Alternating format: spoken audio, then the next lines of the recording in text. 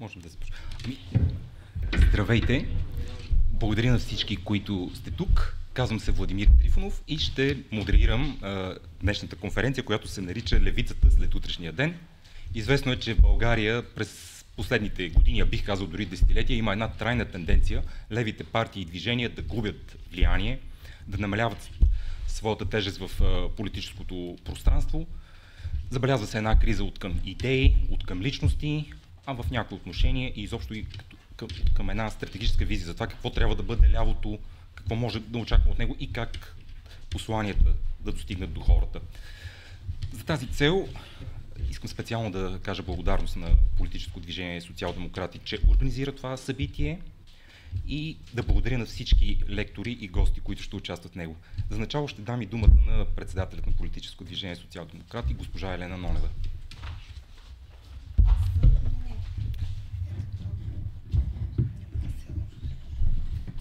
Добър ден на всички. Днешната конференция на тема Левицата след утрешния ден е една, читам, интересна тема, защото действително, за съжаление, левицата в България така се движеше с един автомобил, който в рамките на тези 30 години, в годините на демокрацията, акостира в една локва или в един гьол. И за съжаление така се окопава в този гьол, че няма като че ли излизане оттам. Това показват последните години от провеждането на изборите, на които виждаме, че левите хора са все по-обезверени от действията на политиците, които наистина са така... То няма логика, може би, в тяхните действия, но в същото време левицата ни е представена в Народното събрание. Виждаме, че последните няколко парламента доминират десните партии и вместо да се обедини, да предприеме стъпки по някакъв начин, да реализира някаква лява политика или поне да има ляво обединение, нещата в левицата при нас вървят все по-зле. Партията, която единствено успява да прескочи все още изборната бариера, в никакъв случай не е представител на левицата. Тя с нищо не спомага левицата да се обедини, напротив, губи своите проценти и съответно и влиянието на левицата в България значително намалява. България има нужда от една нова левица, но тази нова левица трябва да бъде изградена от млади хора. Млади хора, които имат визия за бъдещето на страната, имат и решения за излизането от тази криза. За съжаление, виждаме, че все по-често младите хора и продължават в годините на младите хора да не се предоставя възможност за изява, не се предоставя възможност за развитие. И именно ние от политическо движение Социал-демократи искаме да с тази дискусия, която ще проведем днес, да бъде само началото от серии дискусии, с които да провокираме и лявото пространство, но най-вече ляво мислещите хора, с които имат и са запазили в сърцето си лявата идея за това да живеем в една справедлива и наистина социална държава. И аз благодаря на лекторите, които се отзоваха на нашата покана и на всички, които сме в тази зала, които успяхте да заделите от личното си време, да участвате в дискусиите, които предстоят, които се надявам, че ще бъдат много интересни и ползотворни за всички. Пожелавам приятна работа.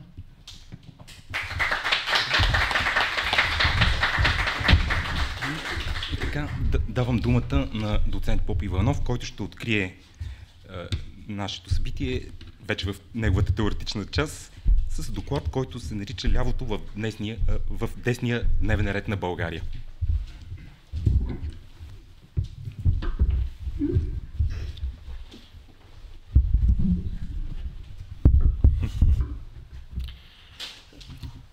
Bonjour, bienvenue à tous. Je veux vous remercier pour être ici ce samedi matin. Et je pense que vous parlez de la gauche. Или да прекратим с това нещо и да продължим на друг език. Благодаря много на организаторите за поканата. Доклад може би е твърде амбициозно название на това, което накратко ще представя.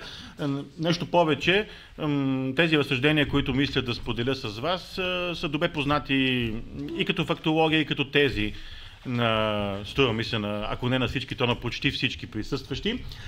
И те са свързани с особеното положение, в което се намира лявото пространство в България след началото на демократичните промени, особено положение, което продължава под една или друга форма и до сега, въпреки всички огромни промени, настъпили в този вече над 30 годишен период.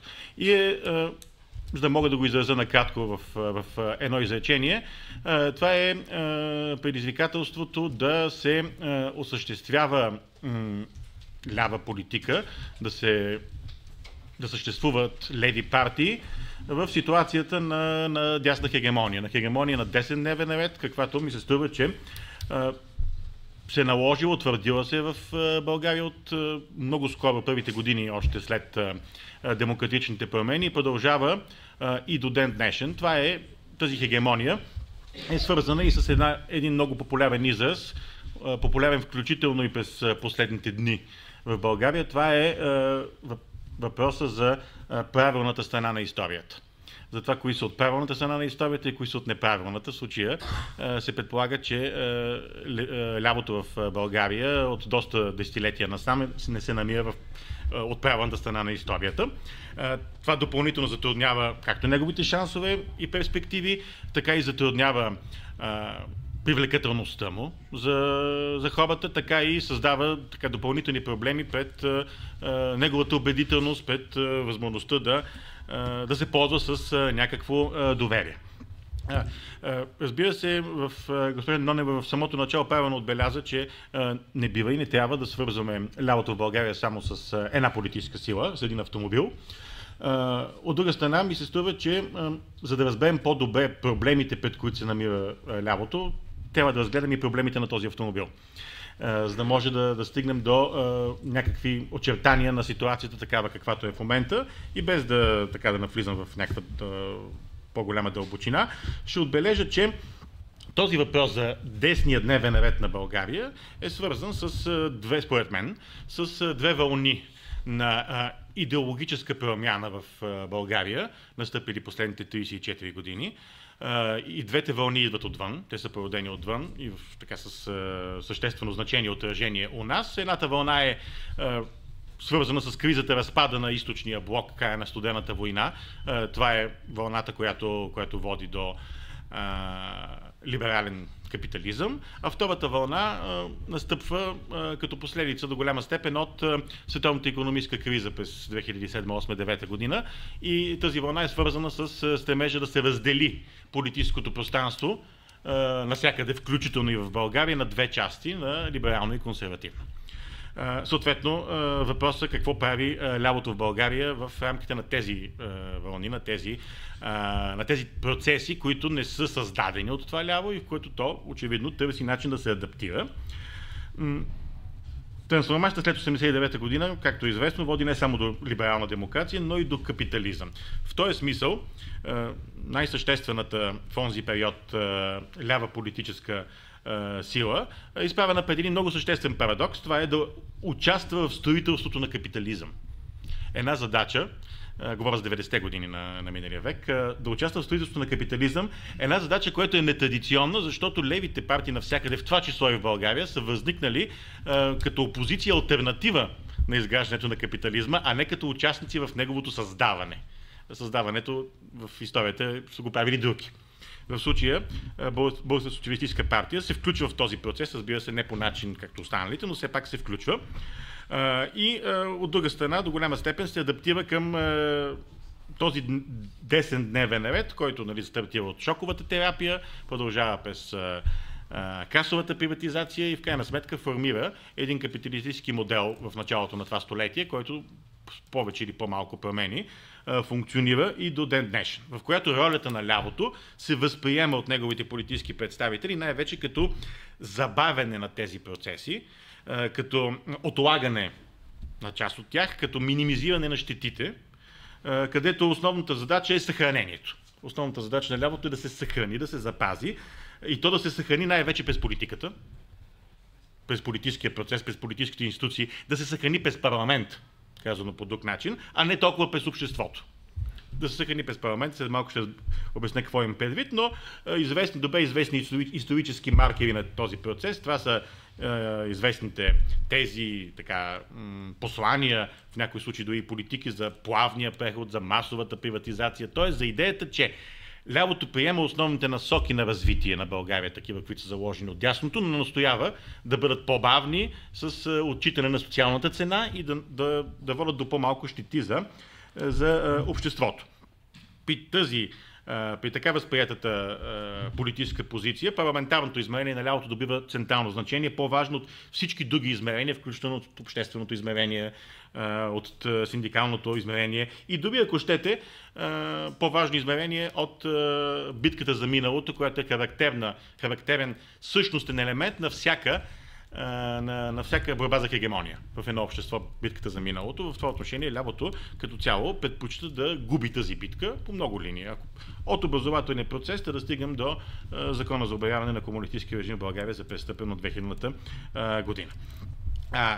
За да направя сравнението с процесите, които текат в бившия наш лагер, бившия социалистически лагер, там лявото добива в този период, все още говорим с 90-те години на миналия век, началото на 21 век, добива шанс и перспектива поради ситуация, която е малко по-различна от българската.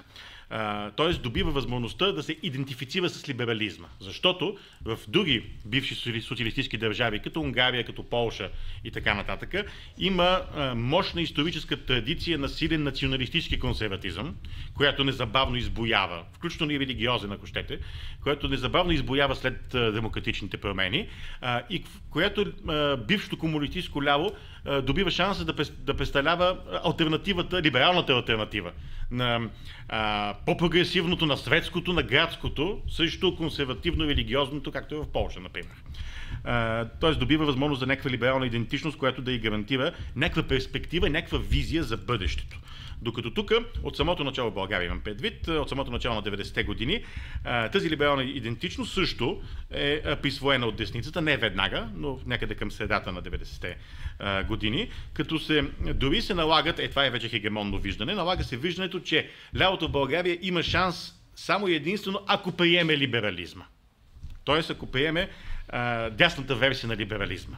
И това нещо е изтъквано, включително от анализатори, включително от политици, които използват разнообразни исторически примери, които казват, че кога лявото може да бъде силно, когато се съгласи на социал-либерални коалиции, когато приема плоския данък, тогава печели избори, тогава влиза в правителства, когато приема НАТО и всичко останало. И обратно, ако не приеме десния дневен ред, е обречено да губи избори, да стига до катастрофи, да се проваля.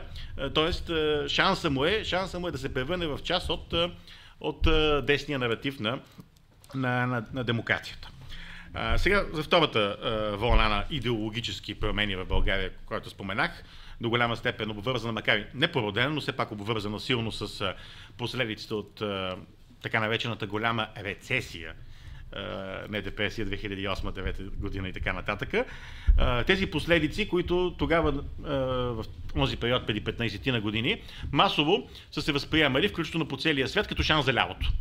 Не в България, в световен план, по учебни, както се казва. Имате всички предпоставки за лява вълна в отговор на тези кризисни явления. Получава се обратното, срутване на лявото навсякъде и многократно усилване на дясното в резултат именно на тази икономическа криза.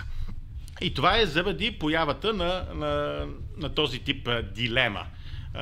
Дилема на политическите системи, дилема на партиите, дилема на идеологическото пространство в съвременните европейски, не само европейски държави, между консервативно и либерално.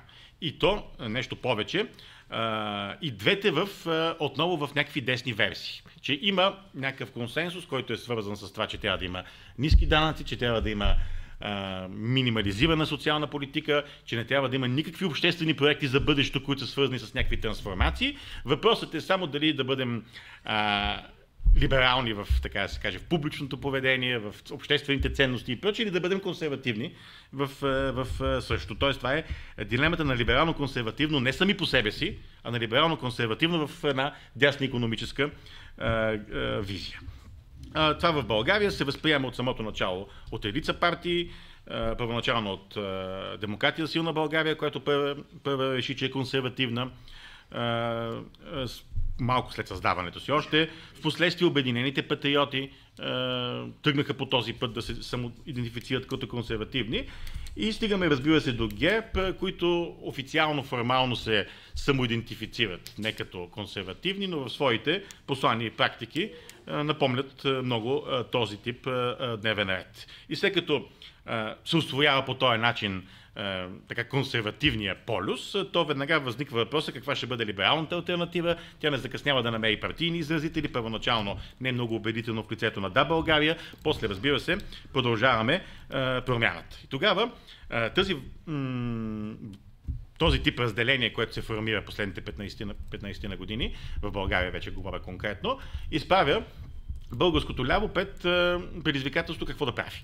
В първия случай, говоря за след 90-та година, предизвикателството е решено в това, че лявото се съгласява, че преходът е десен, но смята, че трябва да бъде онзи полюс, изискващ социално смекчаване на този десен преход.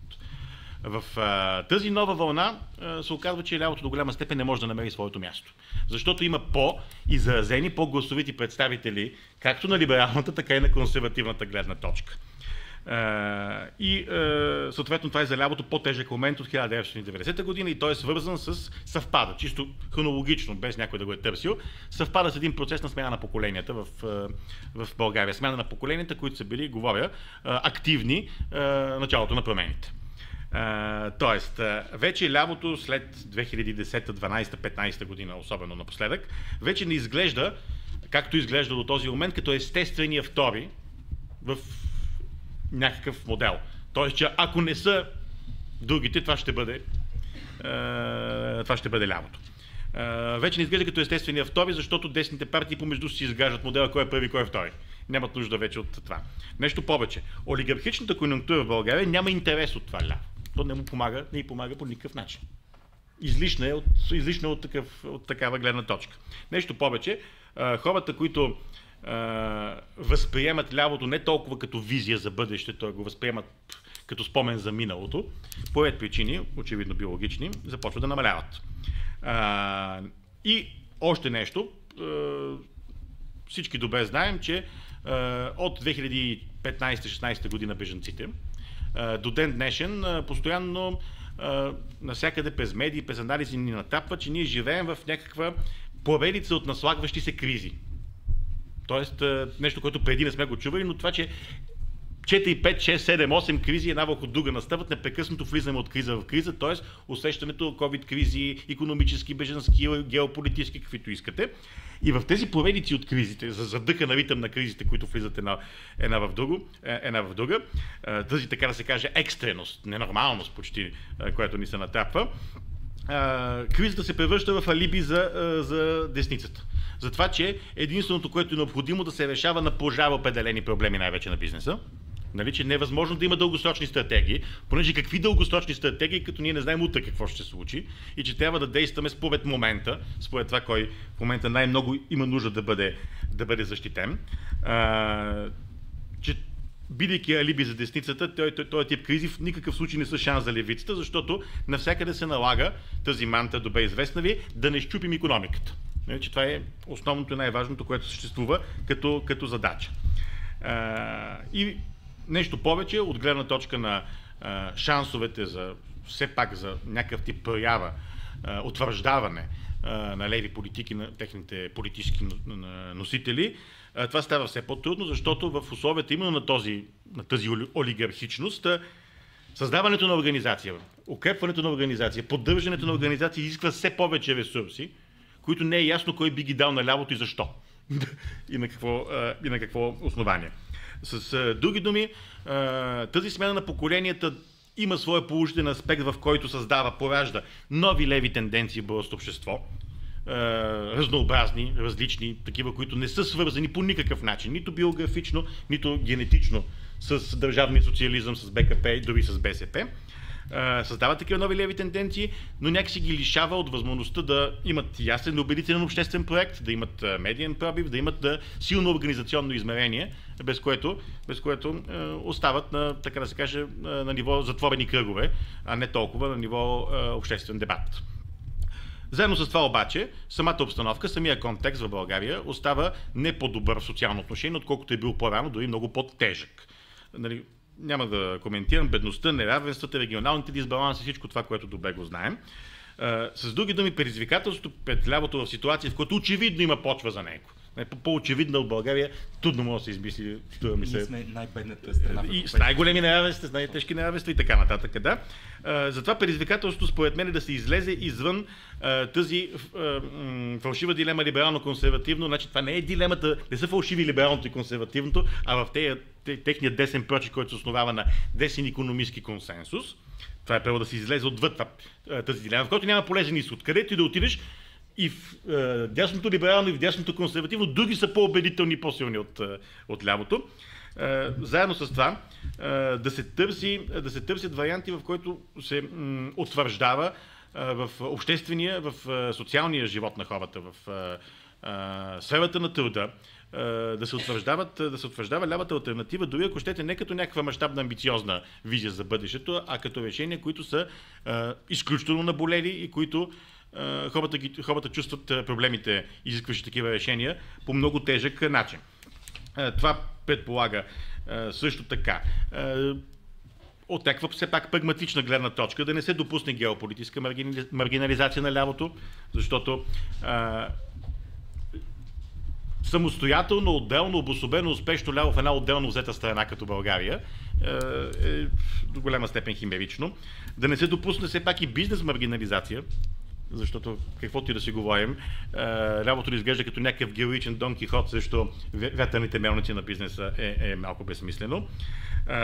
Да се преодолява доколкото е възможно медийната маргинализация на лявото, включително от гледна точка на така наречената битка за миналото. Да, битката за миналото не може да бъде първа точка в дневния ред на едно ляво, но тя в никакъв случай не е излишна, понеже битката за миналото е свързана с създаването на образци, създаването на примери, създаването на идеали, които идващите поколения биха искали да припознаят себе си и не е нужно да търсим други страни, за да видим как в България именно примерите от образците на миналото вдъхновяват десни формации.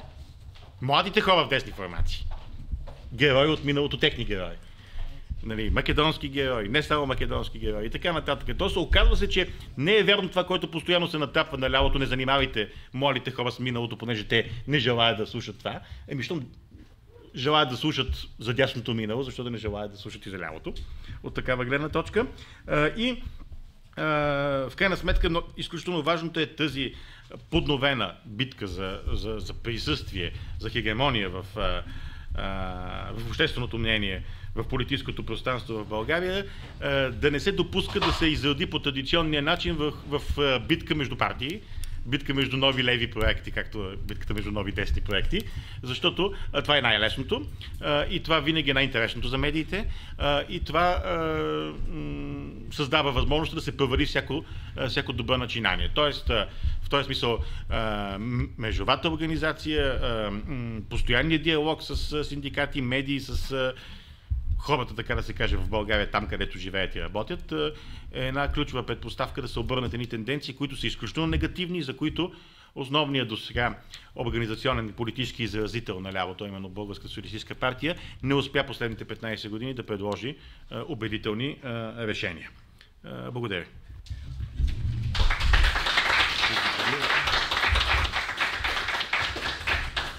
Благодаря на доцент Попиванов. Предлагам да направим следния регламент. След всеки лектор няма да има веднага дискусия, а след една поредица от лектори ще има първата дискусия, която ще проведем. Така че по много от проблемите, които засегна доцент Попиванов, смятам, че отговор може да ни даде доцент Григор Савийски, който е подготвил своят доклад на тема "Възможно ли е лява ефективна политика в икономика без посока?". Както уточнихме, понятията за ляво и дясно твърде много се размиват, нещо повече, предлагани са дори сценарии, в който съществува само дясно-либерално и дясно-консервативно. Но нека все пак да видим дали е възможно да има промяна и в това. Дали все пак може да се намери някакъв компромис между интересите на бизнеса, интересите на капитала и труда, тъй като в момента това съчетаване на интереси обикновено се разбира много ясни отстъпки на труда и каквото и да се случи, както и да се върти, се стига до там, че капиталът винаги е прав. И няма да забравя, тук ще кажа и аз няколко думи за тази голяма криза икономическа, която настъпи през 2008 година. Тогава си спомням, че национализации в полза на бизнеса бяха сравнявани с революционните действия на болшевиките след 1917 година. Разбирате колко е абсурдно това. Тоест, това, че държавата преразпределя в полза на капитала, беше едва ли не сравнявано с действията след Октомврийска революция, дори бе наричано ляво, въпреки че няма нищо ляво. Ако удобно, ако трябва, аз дори ще се преместя. Да. Да, ще си сменим местата, така че по-удобно.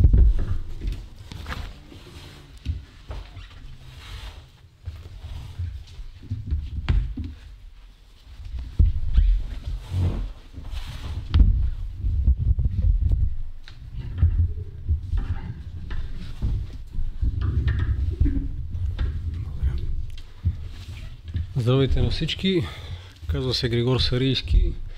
В началото бих искал да благодаря на организаторите за това, че организират тази прекрасна дискусия, това интересно събитие. За мен диалога за лявото и дясното е нещо, което отдавна има място в българския политически живот и в социалния, разбира се. И за съжаление нещо, на което все по-малко му се предоставя, така да се каже, среда за изява. Така че моите адмирации към организаторите и към вас за това, че сте отделили свободното си време, за да участвате в дискусията. Сега бих казал, че това, което ще представя, е твърде амбициозно да бъде наречено доклад. Това са по-скоро гледната точка на един икономист към политическите процеси, които протичат в България. И то не толкова в частност към България, колкото към България като част от една световна система. Тъй като каквото и да си говорим, България, предполагам, знаете, е една от най-отворените икономики в Европейския съюз, но този процес на отваряне на икономиките е нещо, което тече на практика от края на 70-те години насам. Засилва се на няколко вълни, разбира се, след падането на желязната завеса, след 2008 година. След началото на кризата също има една поредна вълна. Единствено в годините на COVID-кризата имаше известно затягане на този режим, но сега, както виждаме, в хода на постпандемичното възстановяване процесът продължава. Къде е обаче мястото на лявото и дясното? Тук много ми се иска да взема повод от коментарите на колегите. Сега беше споменато преди малко за 10-дневен ред. Не съм сигурен до каква степен този дневен ред, на който сме свидетели в момента, може да бъде наричан десен, защото той е антикомунистически, да, но той не е в истинския смисъл на думата десен. Защото за да имате автентичен десен ред, от една страна трябва да имате представители на едно консервативно движение, застъпници на, така да се каже, на фундамента на консерватизма. И от друга страна трябва да имате представители на местния капитал, които да концентрират власт и влияние, към някакви местни структури. В момента обаче наблюдаваме точно обратното. В момента наблюдаваме изтласкване на суверенитет, изтласкване на влияние, изтласкване на инструменти за въздействие към наднационални структури. И колкото и да е тъжно, виждаме, че именно десните са тези, които са, така да се каже, най-искрените радетели за продължаването на този процес. Точно десните партии бяха тези, които бяха най-искрените радетели за влизането в Европейския съюз. Те бяха радетели за влизането в Световната търговска организация, бяха радетели за премахването на търговските бариери. Тоест все неща, които аз лично не мога да ги припозная като един десен дневен ред. Защото автентичният десен дневен ред е този, който по-скоро би работил за налагането на някакви ограничения, за вдигането на някакви бариери, така че да се осигури защитата на местния капитал, това първо, и на второ място този капитал да бъде концентриран и то по начин, по който около него да бъде изградено политическо представителство, автентично местно политическо представителство.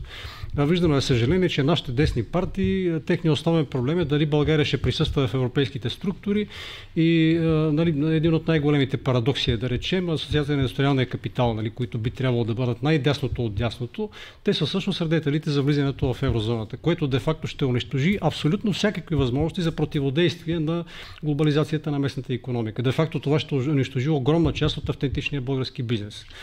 За мен лично обяснението в това как се налага този дневен ред, разбира се, той не се представя като десен, но за мен, както казвам, не е автентичен десен дневен ред. За мен обяснението на това е по-скоро в неговия генезис. Както знаете, в България след 1989 година беше дадено началото на един процес, който беше озаглавен като преход, но всъщност това беше началото на антикомунизъм. Тоест, ние нямаме автентичен преход към капитализъм или пазарна икономика, към нито едно от тези двете неща, защото за да имате пазарна икономика, автентична пазарна икономика, ви трябва много наброй малки стопански агенти, които нито един от тях да не може да оказва съществено влияние върху пазара. Всъщност това е дясното. Така че да имате автентична конкуренция, да имате автентично противоборство, да имате силния изяжда слабия и в крайна сметка на базата на това противоборство облагата да получава и крайният потребител и онзи, който успее да излезе с едни гради напред пред конкуренцията си. В България наблюдаваме точно обратното. Както виждате, българските, така да се каже, представители на местния капитал бяха радетелите за влизането на чуждестранния. Именно нашите представители и на политическото, и на икономическото дясно бяха тези, които послаха червен килим пред влизането, да речем, на големи търговски вериги.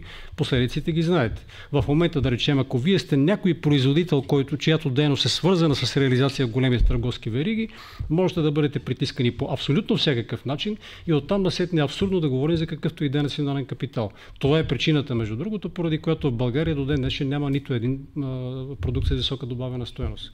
Ако ви дигнат утре заплатата и влезете в магазина, за да може да си похарчите парите, много трудно ще ги похарчите за нещо, на което да пише произведено в България.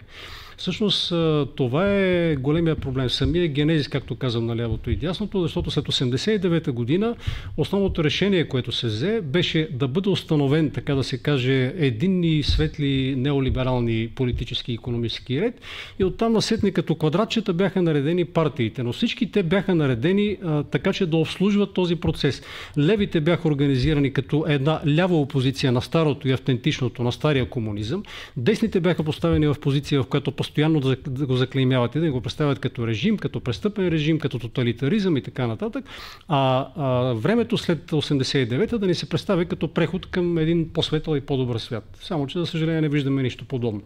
Ако направите сравнение, да речем, на икономическите показатели, има прекрасна статистика в това отношение, независимо дали гледате производство на енергия, калорийно потребление или пък да речем инфраструктурата, която беше изградена в онези години, времето след 1944 година до 1989 година бяха изградени само големите язовири, бяха над 500.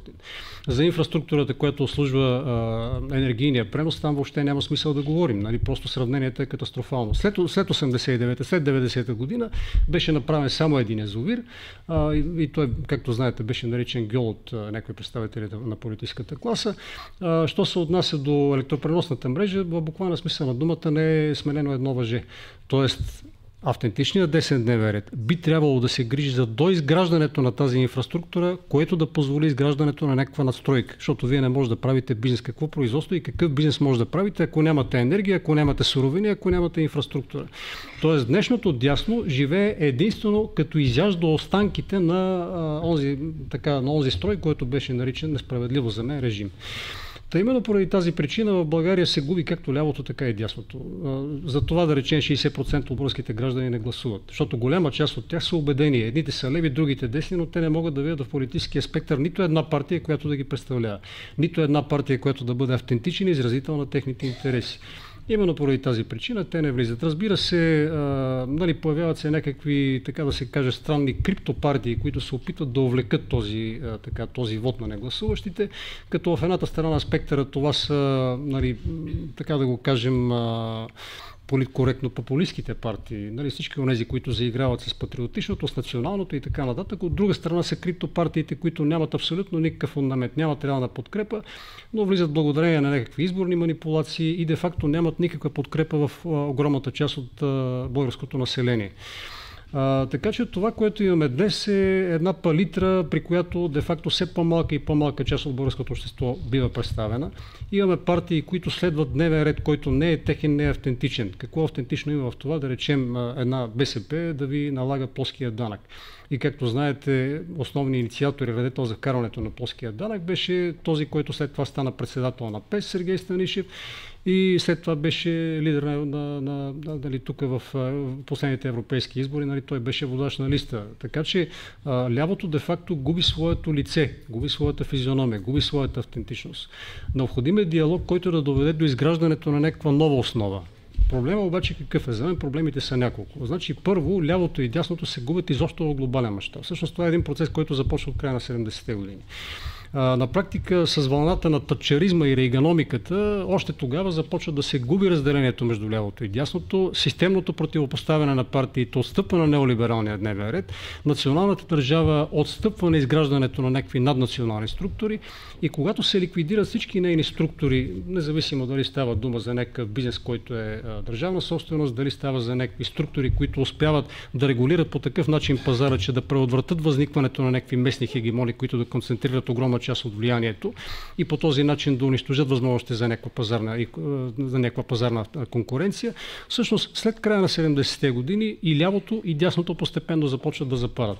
Що се отнася до лявото, разбира се, то е много по-потърпещо, поради простата причина, че онези маси, които някога са движещи сили за изграждането на лявото, разбира се, става дума за работническата класа, те постепенно отстъпват на заден план. И аз си спомням преди около 20 години, когато бяхме на посещение при колеги в Германия, те казаха, нали, нашата подкрепа постепенно се губи, защото всички онези, които са на свободни професии, онези, които са в информационните технологии или където се сетите, кой от тях би искал да членува в профсъюз, кой от тях би имал някакви, нали, да се припознае в някакви леви идеи. Така че именно в края на 70-те години лявото започна постепенно да измества своята база. Това беше причината, поради която лявото започна да защитава новите малцинства. Де-факто работническата класа, онези, които все още работят, все още вадят, нямат какво да губят, така да се каже, освен оковите на ръцете си, те са непредставени. Представени са малцинствата, представени са, разбира се, нали, мигрантите, представени са всички онези, които новото ляво се опитва да припознае като свой фундамент, но автентичните онези, които доведаха фактически до изграждането на лявото, постепенно се губят своето политическо представителство и това е причината за постепенния отказ от лявото. Разбира се, както споменах, дясното също има проблем, като лично за мен големия проблем за дясното е централизацията в наднационалните структури. Вие виждате в момента от Световния икономически форум има призиви за, капитализъм на съучастието, което е буквално нещо като дървено желязо. Какъв капитализъм ще имате без право на собственост? Значи, това е нещо, което е меко казано непредставимо. Но всъщност именно старейшините на капитализма, всички онези, които до сега се събираха в Давос и събират се милиардери, за да обясняват пред милионерите как живее останалата част от населението. Нали, всъщност именно тези старейшини на капитализма са същите тези, които в момента работят за демонтирането на стария дневен ред. Тоест, от тук насетне, когато нямате капитал, не е възможно да имате автентични десни партии. Предстои изграждането на нещо, което Янис Варофакис нарича технофеодализъм. Нали, тоест, няма да имаме абсолютно никаква възможност за поле на противопоставяне между лявото и дясното, а по-скоро ще има изграждането на някакъв коренно различен политически дневен ред. Между другото, това е съвсем, така да се каже, прагматично обусловено, поради една много проста причина. Значи, изчерпва се базата, върху която бяха изградени лявото и дясното. Ако погледнете изобщо историята на човечеството, всъщност човечеството се намира в така наречения малтусиански капан през последните няколко хиляди години. Едва през последните 200 или 300 години става възможно обособяването на лявото и дясното поради една много проста причина. Имате производствен фундамент, имате икономически растеж, който успява да изпревари растежа на човешката маса и благодарение на това става възможно формирането на някакви социални политики и създаването на политически полюси.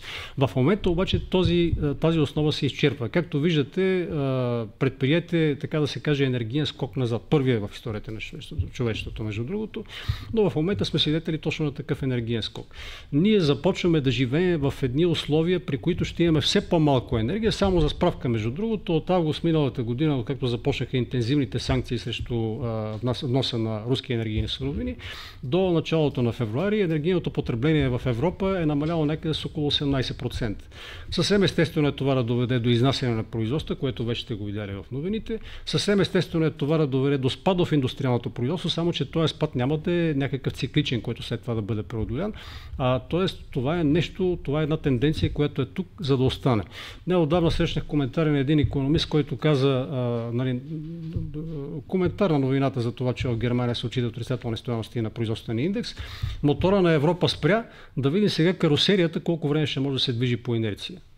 Няма как да говорим за ляво и дясно, при положение, че хранителната среда вече се изчерпва. За мен това е втория голям проблем. Навлизаме в едно време, в което ще бъде необходимо централизирано разпределение на ресурсите и от тук насетне диалога за лявото и дясното, меко казано, ще бъде изтласкван на страни. На трето място, разбира се, това е демографията. Много трудно ще имате противопоставяне на политически полюси при положение, че нямате политически активни граждани. Разбира се, тенденцията е много дълга. Помните доклада "Криза на демокрацията" от 70-те години, в който беше казано, че големият проблем на демокрацията е, че тя става все по-трудно управляема, и всъщност едната от препоръките в този доклад беше, че участниците в политическия процес трябва да бъдат отчуждени от самия процес като такъв, т.е. те трябва да бъдат деполитизирани, и това нещо го виждате в момента. Ако се опирате да поговорите със средния гласоподавател и го попитате дали е запознат с платформата на партията, за което е гласувал, или за какви идеи се бори, ще видите, че поне 9 от 10 въобще не са запознати с платформите, те гласуват на базата на това, което им се показва по телевизията. И от тук идваме до един момент, в който лявото и дясното се определят от телевизията. Тоест мечтата на онова, което Еди Бернайс обясняваше като как беше производство на съгласие в прословутата си книга "Пропаганда", която е вече на близо век, ако не се лъжа, преди 100 години е писана, това нещо започва да се материализира в момента. И затова казвам, че диалога в момента за лявото и дясното става все по-труден, защото първо нямате политическата култура и второ нямате онзи фундамент. Извинявайте, ама хора на по 50 години много трудно ще водят диалог за лявото и дясното. Затова ви трябват млади, амбициозни хора, онези, които някога, независимо, че са били заплашени от така наречения закон за защитата на държавата, че те могат да получат смъртни присъди, ако се занимават с такива леви учения, независимо от това, те са събирали, организирали си четения, част от тях са понасяли наказанието, включително са плащали цената на живота си, но тези млади хора са довели до изграждането на автентичното ляво и дясно. Хора на 50 плюс много трудно ще го направят. За мен това са огромните проблеми пред лявото и дясното. Както казвам, от една страна това са дългите политически процеси, продължението на тези цикли, чието финал наблюдаваме в момента, и от друга страна това е изчерпването на фундамента, който прави диалога за лявото и дясното все по-труден. Искрено се надявам, че няма да е невъзможен. Благодаря ви.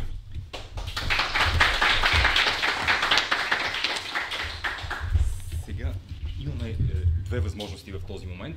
Едната възможност е, ако вече са възникнали у вас много въпроси, сега да проведем дискусия, след това аз да продължа със своя доклад или със своето изложение. Всъщност, може би думата доклад не съвсем точна, това са двата варианта. Единият вариант е първо да произнесем моят доклад и да преминем към дискусия, или сега дискусия. Може би, струва ми се, че тези две изказвания бяха много близки, има много пресечни точки, всъщност има и много възможности за полемика, за анализ на това, което е казано, защото ако мога да формулирам един ключов въпрос който аз извеждам от това, което чухме до сега, не е ли причината за това, че лявото губи своето представителство и все по-рядко присъства в визиите за бъдещето, именно в размиването на понятия ляво и дясно и в това, че хората почват да асоциират своят живот и своите проблеми с други неща и търсят решението не в лявото, не в провеждането на един нов икономически модел, а към някакво приспособление към съществуващия модел, който те самите трудно могат да идентифицират предвид огромен информационен поток, все по-голяма трудност да се формира една необходима за осмислене на реалността политическа култура. Така че предлагам, виждам, че това сякаш мнението, което продавам, да преминем първо към дискусия, а след това ще продължа с моя доклад. Доктор Мартин Димитров. Аз искам да благодаря на лекторите, много интересни доклади и ми се ще да задам някакви въпроси. Първо на доцент Попов Иванов. Можете ли да кажете малко по-подробно за каква е взаимовръзката между кризата от 2008 година и това преформатиране на политическия терен, който казахте, че не е само в България, и превръщането фактически основно либерално и консервативно. Това е взаимовръзката с тези икономически процеси. Другия въпрос е, сега виждаме, че отново се надига така разговора за, най-общо казано, национализма, разговора за суверенитет и така нататък. И тук къде може да гледаме лявото, защото той е в тази дилема, за която говорите, че дали примерно ще поеме в пътя да говори повече за национализъм или пък за интернационализъм. Има по-гласовити представители в този спектър. Нали, това е един труден проблем. И един въпрос, ако ми позволите, и към доцент Сарийски.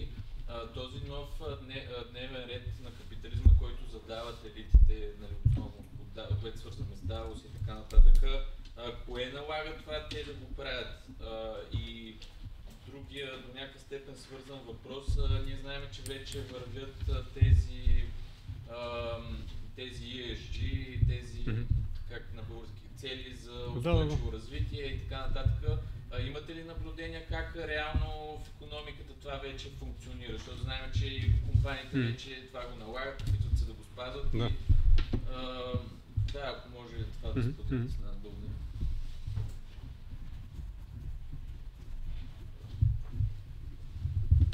Веднага ли да... Ако искате първо на всеки въпрос да има отговор и след това да продължим. Сега, разбира се, както предполагам, и следващите въпроси, така и този първи са въпроси, които всеки от тях е за отделна дискусия. Така че едва ли някаква дълбочина сериозна бих могъл да предложа, но просто накратко моето мнение. От гледна точка на преобладаващи масови нагласи, тази криза от 2008-2009 година изигра ролята на повратен момент, в който иллюзията на глобализацията в очите на много хора беше пречупена. Под иллюзията става дума, че всичко се развива все по-добре и по-добре, че колкото повече падат граници, колкото повече се глобализира всичко, производство, търговия, култура, така нататък, толкова по-добре ще живеят хората, толкова по-хубав ще бъде живота и че това не може да има никакви други спирачки, освен, както се казва, идващи от миналото, някакви скелети в гардероба, които ни дърпат назад, вместо да отиваме към все по-добър живот. Това нанесе много тежък удар върху тази илюзия, която дори мнозина да не споделят, нямаше как да го изразят, понеже всичко изглежда, че върви в една и съща благоприятна посока. Оттам се породи това. От практиките на тази криза, от промените в масовите нагласи, свързани с тази криза, се породи това разделение. Какво имам предвид под практиките? Отново беше споменато вече, но отново да го кажа, от това, че изведнъж все представената като обречена да изчезне всеки момент държава се оказа изключително важна, точно в тези моменти, да защити бизнеси, да защити банки, да спаси представители на едия капитал и така нататък, и че всъщност дори онези, които настояваха, че тя е лош стопанин, че тя не бива да съществува, се възползваха много щедро от нейните услуги, от услугите на държавата. Тоест, че държавата тогава се разбра, че всъщност не изчезва с това темпо, с което се мислеше, че трябва да изчезва, или че най-малкото не е добре да изчезва, и не е добре не само за някакви си там бедни, безработни, маргинални слоеве, ами не е добре и дори за най-богатите. Оттам се породи вече преоценка в някакъв смисъл и на ценностите. До каква степен тази унификация, която глобализацията поражда, този тип, да го кажем с може би неточни теми, масова култура, този тип стремеж всички да бъдат доведени до едни и същи ценностни ориентири и предпоставки, до каква степен това е добре, не само от културна, но ако щете дори от икономическа, политическа, от всякаква гледна точка, т.е. произвеждането на еднакви индивиди, съответно каква може да бъде алтернативата. И когато се заговори за такава алтернатива, доста логично е да се стигне до въпроса за традицията, въпроса за историята, въпроса в крайна сметка за тези основни фундаменти, на които стъпват отделните общества. До каква степен те могат да предложат опорни точки за устояване на тези безконтролни сили, които са отвъд нашата власт. Безконтролните сили на глобализацията, на тези пазари и така нататък. Сега, национализма, суверенитета и така нататък. Аз продължавам да смятам, че обективни дадености от такава гледна точка няма. Тоест, субективният фактор е много важен. Тоест, има възможности за инициатива политическа, и за идеологическа, и за всякаква друга. Отделен въпрос е доколко може да бъде осъществена и от кого, защото може и да не бъде осъществена. В този смисъл, на мен ми се струва, че за лявото, което аз смятам, че има перспектива, че не приключва земните си дни, просто защото проблемите, които са го породили, остават. Те са на лице в живота на хората в момента и в България и на много други места. Има основания в двете посоки на дилемата либерално-консервативна. В посока на либералното това е, че, повтарям според мен, в една отделно взета страна промяната, лявата промяна не би могла да настъпи. В така взаимосвързан свят, какъвто за добро или лошо живеем сега. Но от друга страна, лявото е призвано да защити хората тук, където се намират. И в този смисъл то не може да се отклони от традицията, от историята, от най-важното в тази традиция, което е подложено на разрушаване и на Запад и на Изток, това е социалната държава. Тоест, консерватизма не е непременно, не е задължително да бъде религиозен консерватизъм. Или дори не е задължително да бъде джендър консерватизъм, антиджендър консерватизъм по-скоро, но може да бъде спокойно и би трябвало да бъде консерватизъм на социалната държава, в смисъл, в който това е една система, една организация от възможности за хората, която е съществувала исторически. Тя не може да остане по същия начин, разбира се, но да бъде с лека ръка изцяло отхвърлена като принципи. Повтарям, не като конкретна конфигурация от миналото, да бъде отхвърлена с лека ръка като принципи, допълнително ще влошава положението на огромни групи от обществото, а с технологичните промени, които преживяваме, тези групи ще се окажат, освен всичко друго, може да се окажат и напълно излишни. В смисъл, в който в индустриалната епоха, все пак тези, които нямат работа, тези, които са най-маргинални, са ви резервна армия на труда, от което все пак по един или друг начин има нужда.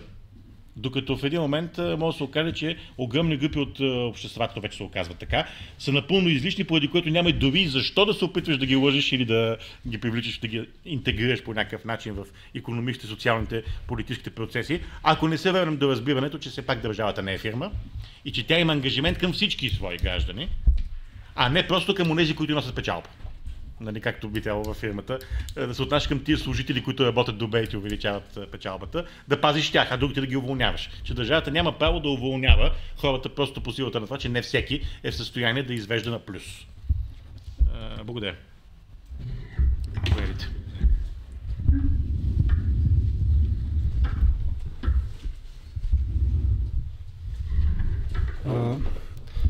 Значи, първият въпрос беше кое налага новия дневен ред? Ами отговорът е с една дума – концентрацията.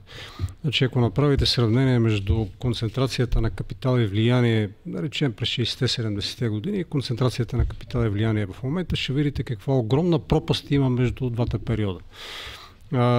Вероятно си спомняте, преди месец, когато говорихме с вас и с ваши съмишленици за влизането в еврозоната, ви дадах един пример. Значи, представете си, че вие сте шеф на някоя голяма немска компания. Плащате суровините в долари, плащате за труда в германски марки, плащате, да речем, някакви неща в други валути и след това изнасяте продукция, изнасяте в цяла Европа и получавате приходите си в френски франкове, холандски гулдени и каквото се сетите.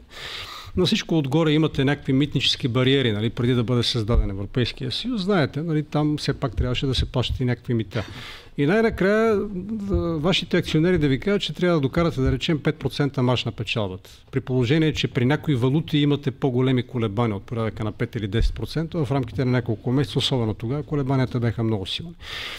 Това беше нещо, меко казано, немислимо. Именно поради тази причина беше създадена Европейската кръгла маса на индустриалците, чиято, нали, имаха няколко основни цели, но едната от тях беше създаването на единна валута, премахването на бариерите за движението на хора, стоки и капитали и всъщност това доведе до създаването на едни такива гиганти, които някога бяха европейски гиганти, но в момента са просто мултинационални, защото там собствеността е толкова размита, че е трудно да кажете кое на кого е. Създаването на такива огромни конгломерати, такива структури, в които е концентрирана огромна власт и влияние, доведе до политическо изразителство на техните икономически интереси. Не знам дали знаете, в момента в Брюксел има регистрирани, даже това са данни от преди 5-6 години, има регистрирани някъде около 12 000 лобистки структури. Всяка от тези лобистки структури, през всяка от тях преминава всяко листче, което след това трябва да отиде в Европейския парламент, Европейската комисия и така нататък. От тук насетне тези органи, които, така да се каже, изглеждат като някакви федерални органи на някаква федерална структура, де-факто обслужват чисто корпоративни интереси. обслужват един процес, в който всяка точка и всяка запетая струват милиони. Емблематичен е примера с пакета Макрон, нали, който обслужваше единствено интересите на превозвачите от ядрото. Разбира се, това беше представено като нещо социално, така че да се осигури достойни условия на труд на превозвачите и така нататък. Но всъщност беше насочено единствено към изграждането на някакви бариери, така че да не могат да се извършат. Едното от нещата бяха каботажите, нали, един от проблемите. И всъщност тогава корпоративният интерес беше прокаран през такъв европейски регламент, европейска директива, която успя да притисне останалите институции. Няма смисъл да ви казвам колко много са такива регулации. Само да речем, ако някой от вас се е занимавал с банково дело, може да види колко много регулации има в последните, може би 10 или 12 години. Когато говорихме с колеги от БНБ, когато започна тая последната голяма вълна от нови регулации, те ни казаха в прав текста, целта е да се обединяват банките, да се окрупняват. Това е в интерес на големите банки, защото нали се сещате, че няма да се окрупняват, да речем, около Банка Виктория или около КТБ, а те се окрупняват около тези големите конгломерати, които имат банки майки в еврозоната. Тоест, всяка регулация, всеки регламент обслужва именно големите корпоративни интереси. Та именно това е нещото, което доведе до, така да се каже, до генезиса на този процес, който обслужва големите корпорации. И всъщност в момента сме свидетели на изтласкването на още по-голямо влияние на такива наднационални структури, които вече дори не са европейски. Става дума за Световната здравна организация, Световната търговска организация и така нататък и така нататък. Прокарват се какви ли не регулации. Едното от тях е, разбира се, зелената сделка. Нали, това, че Европа в момента постепенно демонтира своя производствен потенциал, това е под диктовката пак на тая зелена сделка, която е една глобалистка инициатива, към която не се присъединяват Съединените щати или Китай, които са най-големите замърсители, и което в крайна сметка, когато теглим чертата след 5 или след 10 години, ще ни доведе само до едно единствено нещо. Демонтаж на индустрията в Европа, срив на стандарта на живот в европейското население. Това е нещо, което така беше стимулирано и от процесите в Украйна, но процес, който започна самия генезис на процеса, започна още в началото, когато се заговори за зелената сделка. И в момента това, за което споменахте, целите за устойчивото развитие, те обслужват точно този процес. Демонтажа на индустриалния потенциал в Европа и всъщност по този начин отварянето на Европа като един пазар за глобалните корпорации, които нямат адресна регистрация тук в Европа. Иначе процесът върви с пълна пара. Мога да ви кажа, че в момента има рамка за докладване на зеления отпечатък, нали, специално в банковото дело, когато отпускате кредит от следващата година, ако не се лъжа. До сега рамката беше пожелателна, но от до година ще става задължителна. И всеки отпуснат кредит трябва да може да покажете какъв е въглеродният отпечатък на това, което сте отпуснали. Финансирали сте някаква дейност и когато отпускате кредит, да речем, на индустрия или на някакъв бизнес, който работи с класически енергийни източници, вие ще имате едни изисквания за капитал, докато иначе ако отпускате за слънчеви панели и каквото още се седите, ще имате съвсем различни изисквания. Разбира се, този процес ще ни доведе до повторение на някои епизоди, които няма да си спомняме с особено удоволствие, като да речем производство на захар там на Мадейра. Нали, знаете, когато колонизират португалците острова, там 1420, мисля, че беше, виждат, че основният източник на приходи може да бъде захарта. И започват да произвеждат захар. Разбира се, за това нещо трябва да се изсекат горите, защото за тази цел трябва топлина, трябва енергия. И някъде около 80-90 години след началото на този процес, просто на острова приключват горите. Свършват горите, производството на захар пада буквално за няколко години, пада с пъти, някъде около 5 или 6 пъти. И де-факто острова остава като една пустиня за доста дълго време. Нещо подобно наблюдаваме в момента, да речем, с слънчевите панели и с перките. Не знам дали се разхождали скоро в, извън големите градове. Ще видите площи, които някога бяха земеделски. В момента всички тези площи се слагат перки, слагат се слънчеви панели, като там, където сложите слънчеви панели, не може да отглеждате нищо, въпреки приказките за обратното, но там слънце не минава, не може да гледате дори и райграс. И всъщност тая плодородна земя, която е изхранвала поколения българи, в момента се унищожава и тя ще се унищожава под диригентство на финансовите институции, които кредитират много усилено точно тая зелена сделка, не поради друга причина, а просто защото това яде по-малко капитал. Банката не е благотворително дружество, те не се занимава с това да стабилизира някаква местна икономика и така нататък. Единствено, което интересува, това е как да вкара колкото може по-малко капитал на единица отпуснат кредит. Там се вкарва най-малко капитал, това ви ангажира, това блокира най-малко капитал. Именно поради тази причина се кредитират точно такива проекти. Това е между другото и причината да се даде приятели за влизането в еврозоната. Не, че ще има някаква облага за местната икономика, но просто когато влезете в еврозоната, означава, че ще имате по-малки рискови тегла на облигациите, които са деноминирани в евро. И това е една от причините, поради която големи банкери ги гледаха по телевизията от сутрин до вечер, които обясняваха колко ще е хубаво влизането в еврозоната. Отговорът е само един: чисто икономически интерес. Това се маскира, разбира се, като цели за устойчиво развитие, но всъщност не е. Благодаря ви.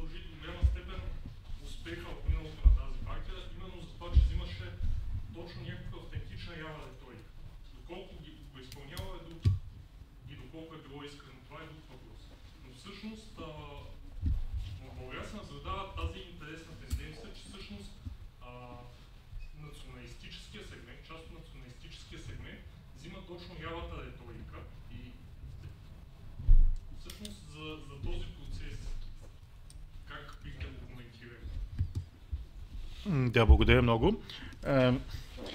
Само във връзка с предходната тема, нещо, което си спомних, само го отбелязвам. 99-2000 година, когато течеше кампанията за въвеждане на еврото говоря за Западна Европа тогава, и включително бяха направени рекламни клипове в страната, в което като цяло може да се очаква всичко лошо, именно Франция. Винаги е много рисковано нещо да не се прецака там. Поради което и един от тия клипове, които аз по-късно съм огледал, ми беше направил силно впечатление, по какъв начин убеждават обикновения човек, защото това е полезно. Значи, покарат един французин, който тръгва из Европа с 100 франка. Значи, влиза в Испания, обменя 100 франка в песо. Влиза в Португалия, обменя песото си в Ескудо, оттам в Италия в ливи, оттам така търкаля се напред назад и се връща във Франция, и без да е пазарувал нищо, без да е купувал, без да е харчил, без каквото и да било, и пристигайки обратно във Франция след това пътешествие, има само 50 франка. Тоест, това е аргумента за това, че ако беше тръгнал с 100 евро, а не с 100 франка, ще се върне с 100 евро без да харчи нищо. Докато така по този начин това ни вреди в собствения джоб по този начин. Дори всичко останало да оставим на страна. Някой може да е бизнесмен, друг да не е. Някой може да прави едно, друг да прави друго, но в тази базова условие този клип беше много полезен тогава за това как хората трябва да привидат себе си в тази инициатива. Извинявайте, значи, към вашите въпроси за свързани с национализма. Сега, значи, социалната риторика не е непременно лява. Защото това, което традиционно в историята се разглежда като крайно дясно, включително фашизма и нацизма, имат много силна социална риторика, която не ги прави непременно леви. Включително Хитлер, ако искате. Но в случая специално с България, политически формации като Атака до голяма степен възникнаха в резултат на нереализирани очаквания от страна на БСП. Тоест на очаквания, на какви очаквания имам предвид? В началото на 90-те години още преди дори да стане десница, нали, този конгломерат, наречен Съюз на демократичните сили, нали, с най-разнообразни формации, онова, което го обединява, освен антикомунизма, е идеята за прогреса, за отварянето. Нали, това са и песните на СДС от този момент, които казват, нали, светът е с нас, така нататък. Идеята, че, нали, излизаме от сивата приказка, в която сме били затворени. Нали, ние се отваряме. И отваряме се, приемаме изцяло новото, прекъсваме всичко това, което ни дърпа назад в миналото, което го свързваме с комунизма, а после по аналогия и с лявото и БСП. Съответно, по аналогия пък БСП започва да се възприема изненадващо като пазител на традицията на националното. Мисля, тогава защитават писатели, които са обругавали, че са такива неща, свързани по-скоро с, грубо казано, с патриотизма срещу този глобализационен ентусиазъм.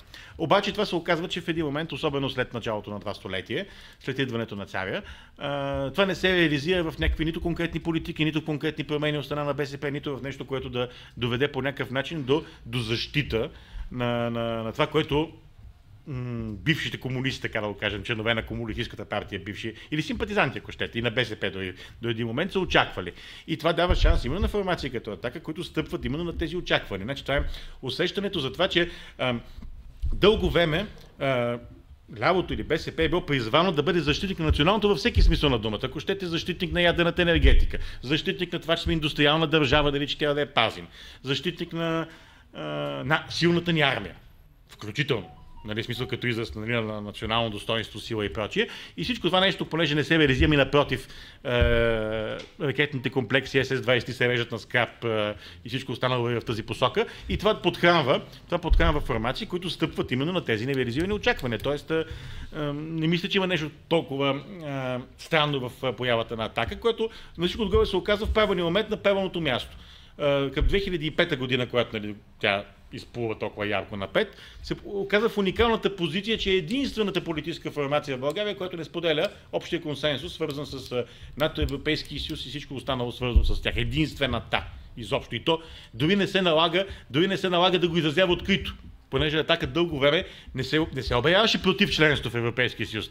Дори това не се обявяваше, просто критикуваше и оспорваше процеса, процедурата, закриването на блоковете на Козлодуй и всичко останало, т.е. дори много по-меко от това, и печелеше по този начин на привърженици. В този смисъл, това, което наричаме на национализъм в български условия, е резултат наистина от размиването на лявото и на дясното, но той е резултат на търсения на слоеве, на групи от българското общество, на български избиратели, граждани и така нататък, на търсене в посока на защита на това, което се смята, че ние губим в резултат на тези процеси.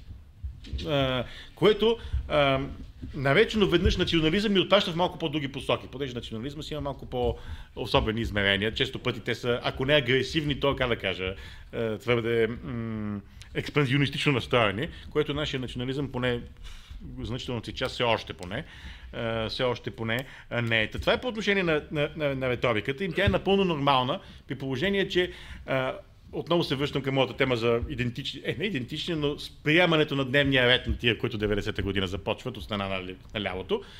Когато всички са в този дневен ред, почти винаги ще се намери някой, който да използва вакуума и да претендира, повтарям, понеже като действие, аз не мисля, че особено се реализира, да претендира, че защитава някакъв различен дневен ред. Тоест не просто призовава малко по-спокойно, малко по-социално да правим същото като другите, призовава нещо по-различно да правим.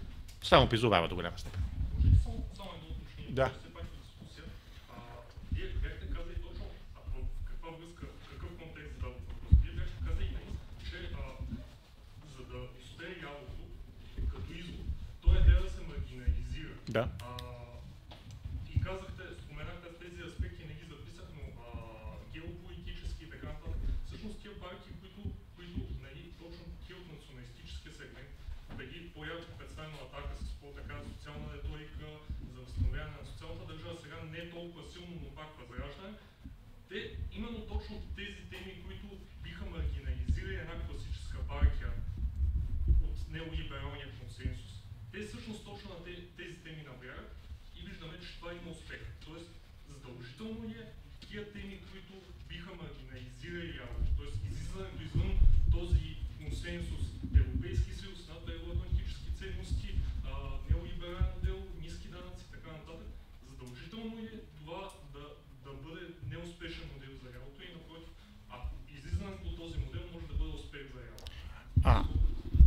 Аз мисля, че това, което от Атака до Възраждане пропагандират и твърдят, то по никакъв начин не изчерпва един ляв дневен ред, понеже в крайна сметка не е свързано с виждане за цялостна промяна на системата от данъчна до каквато искате, така че да действа в защита на онези, които нямат, по отношение на онези, които имат, включително международните тези, които имат. Тоест, темите и на Атака, и на Възраждане може да са против неолибералния консенсус, те са, може да им носят големи привърженици, но те не са системно отражение, според мен поне, на някакво ляво виждане, което, повтарям, трябва да тръгне от труда и от хората, които го осъществяват до голяма степен, докато тези партии, наричани от нас националистически, все пак не го правят. Така мисля. Ще ми позволите ли една вметка, извинявайте, само да направя? Благодаря.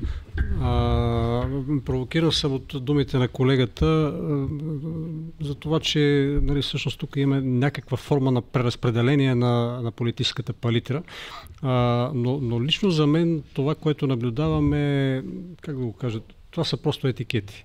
Значи, ако искате да заявите своя партия, вие трябва да го направите с някаква технология. Тоест, трябва да се ориентирате към нещата, на които, така да се каже, може да откликне всяка една душа. Всяка душа откликва на това, да речем, да има по-високи доходи и абсолютно всяка партия ги обещава. Под различни форми, нали, като започнете да речем от ГЕРБ, които обещаваха, как беше, ще дигнем с толкова и толкова заплатите на учителите, нали, увеличението на доходите без да уточняват дали е номинално или реално и така нататък. Минете през Българска социалистическа партия.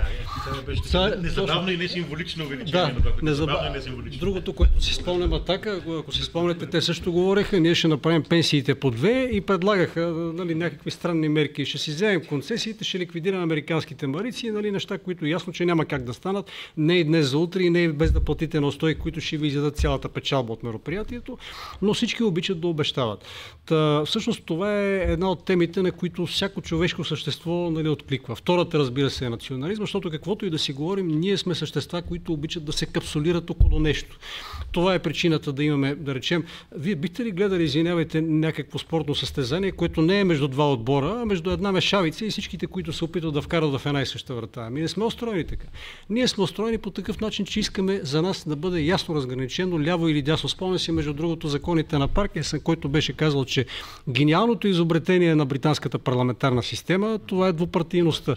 Защото да, вика, много е странно за мен, примерно французите, те се нареждат в един полукръг и там казва, когато гледаш дали някой се изказал, ти трябва да кажеш, този е по-наляво от еди кой си, но е по-надясно от другия, докато в Британия, вика, е много по-лесно. Ти можеш да си подремваш, вика, докато този пред теб се е изказвал и след това само да видиш от коя страна на залата ще седне, за да знаеш дали да го заклеймиш и да го напопържиш или да кажеш, че изцяло съгласен с това, което е казал.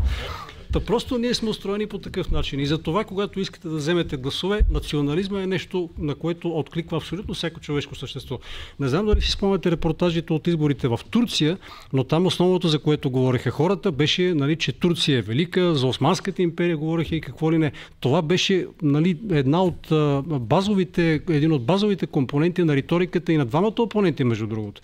Независимо, че единият беше подкрепен от глобалистските елити, в момента, в който усетиха, че тая риторика ще загуби, нали, преминаха изобщо представителите на този кръг, те преминаха точно към такава националистическа риторика и затова според мен възникването на тези националистически партии, това е просто опит да вземете повече гласове. Не че възнамерявате реално да правите нещо в тази посока, това го показа миналия ни опит, опасявам се, че това ще го покаже и следващия. И сега и най-накрая, разбира се, друг такъв много ефективен риторичен похват в политическия процес, това е корупцията.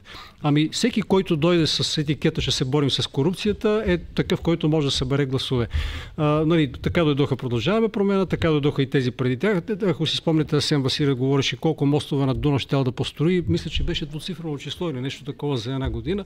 8 или 12 или вече не мога да си спомня, но беше някаква... 8 моста. Да, за една година 8 моста. Аз не съм видял дори и половин до тук. Даже трябва да ви кажа, че това, което направиха пренареждането на жълтите павета, нали, ако правят по този начин мостовете, аз лично не бих рискувал да мина по такъв мост. Нали, това, с което искам да обобща, нали, казаното е, че понякога, извинявайте, но пурата е просто пура. Нали, тоест, понякога тая риторика е просто начин да вземете гласове, а не реално позициониране в някои от така бандовете на политическия спектър. И само още една дума, извинявайте, по повод това, което каза колегата за еврозоната. Разбира се, нали, той е абсолютно прав, че когато преминете през няколко страни и си смените парите, плащате комисионни за тази работа. Но не знам дали си спомняте, имаше един период, когато хората си взимаха жилище и първата им работа беше да бутат стени. Нали, защото така ще си направят по-голямо помещение. Да, ама като бутнете стени, вие губите правото на частен живот, а и другото, което е бутате носещи стени. Личният живот и здравината на една конструкция имат цена. Тая цена при валутите е под формата на комисионни, която между другото в момента е абсолютно символична. Не знам дали сте пазарували наскоро в чужбина, но когато имате левова сметка нали, по някаква карта и отивате да пазарувате, комисионните са меко казано символични. Дори и в момента това не е кой знае какъв довод за премахването на еврото. Благодаря. Разбира се, да, абсолютно сте прав. Абсолютно.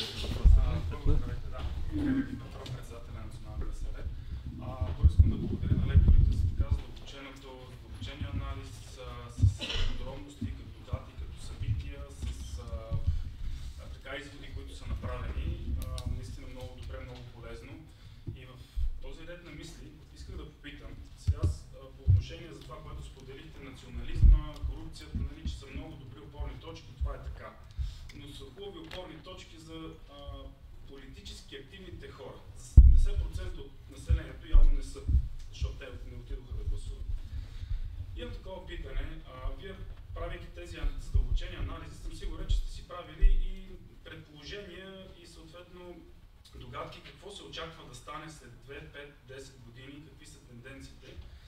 И моята молба по-скоро към вас е, ако някой от вас е по този въпрос, може ли да даде така някакъв хинт, някаква подсказка, има ли очаквате ли някакво следващо събитие или евентуално криза, както каза, или нещо, което ние да предвидим и да успитаме на база това нещо да стъпим и да подскочим по-нависоко, защото вие може би знаете, че ние нямаме този неограничен ресурс, като някои партии субсидирани от други държави и ние, нашия начин за успех в политическия живот, това е наистина предвиждане на някакво събитие и предварително поставяне на много конкретни политики за решаване на евентуална криза, която ще дойде. Дори българина, който не гласува, той иска вече някакви идеи, той иска нещо, да чуе нещо, което се предвижда, нали, да види хора, които мислят, а не хора, които искат да заграбят някаква субсидия или да направят нещо. Имате ли някаква идея, можете ли да дадете някаква идея, ако сте мислили по въпроса, какво се очаква примерно след 1, 2, 5 години в нашата държава и ще има ли момент, в който социалната политика, лявата политика, ще има трамплин, от който да изскочи и ние да се възползваме от този трамплин като социал-демократи, които не сме отстъпвали дори и за ден от нашите социал-демократически идеи. Мерси. Може да ви дам думата само аз да кажа една кратка реплика. Има един известен афоризъм на Уинстън Чърчил, който гласи, че всичко може да се предвиди на този свят, освен бъдещето. Може би. Всъщност това, което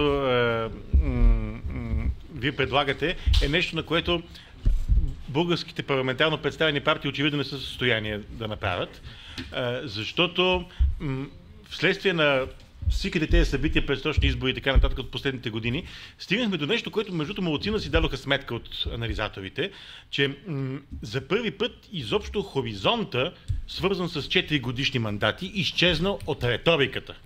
Значи, преди независимо дали ще завърши предсрочно един парламент или няма, дали правителството ще продължи 4 години или няма, винаги се говореше, ние планираме да направим това, ако щете, това, което споменахте за мостовете и така нататък, но нещо, което е насочено към бъдещето. Значи, за първи път последните месеци чуваме максимума на хоризонта октомври тази година с местните избори.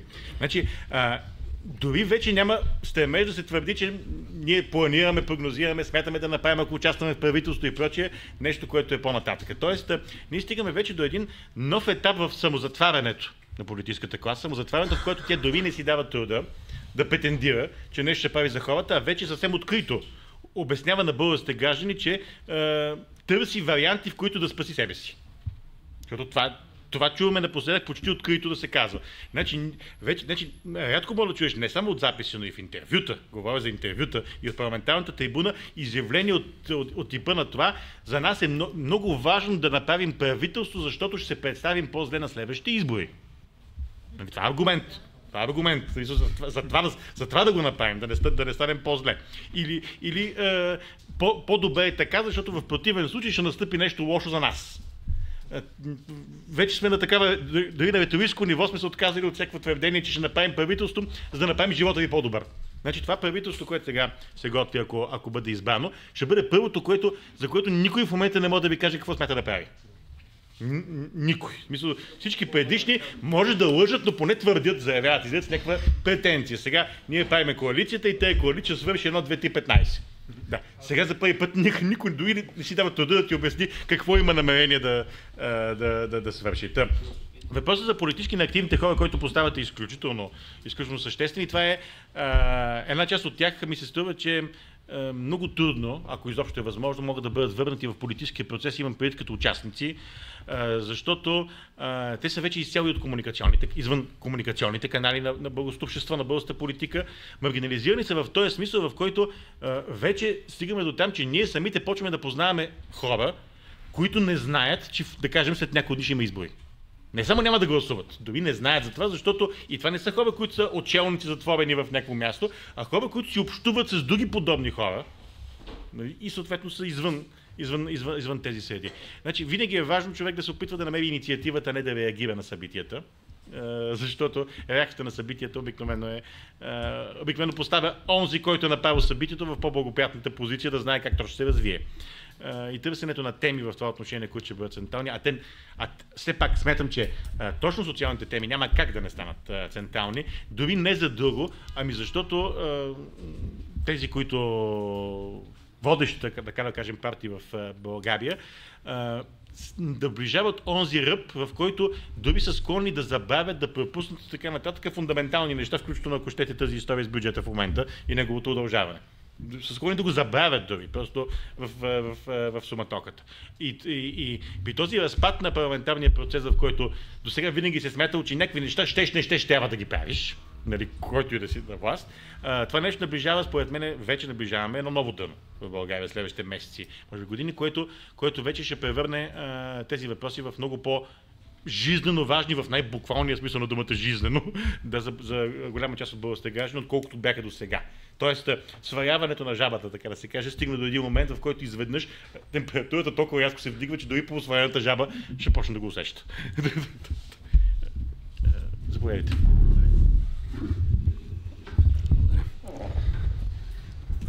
Наскоро бяхме с приятели на тяхната вила, миналата есен.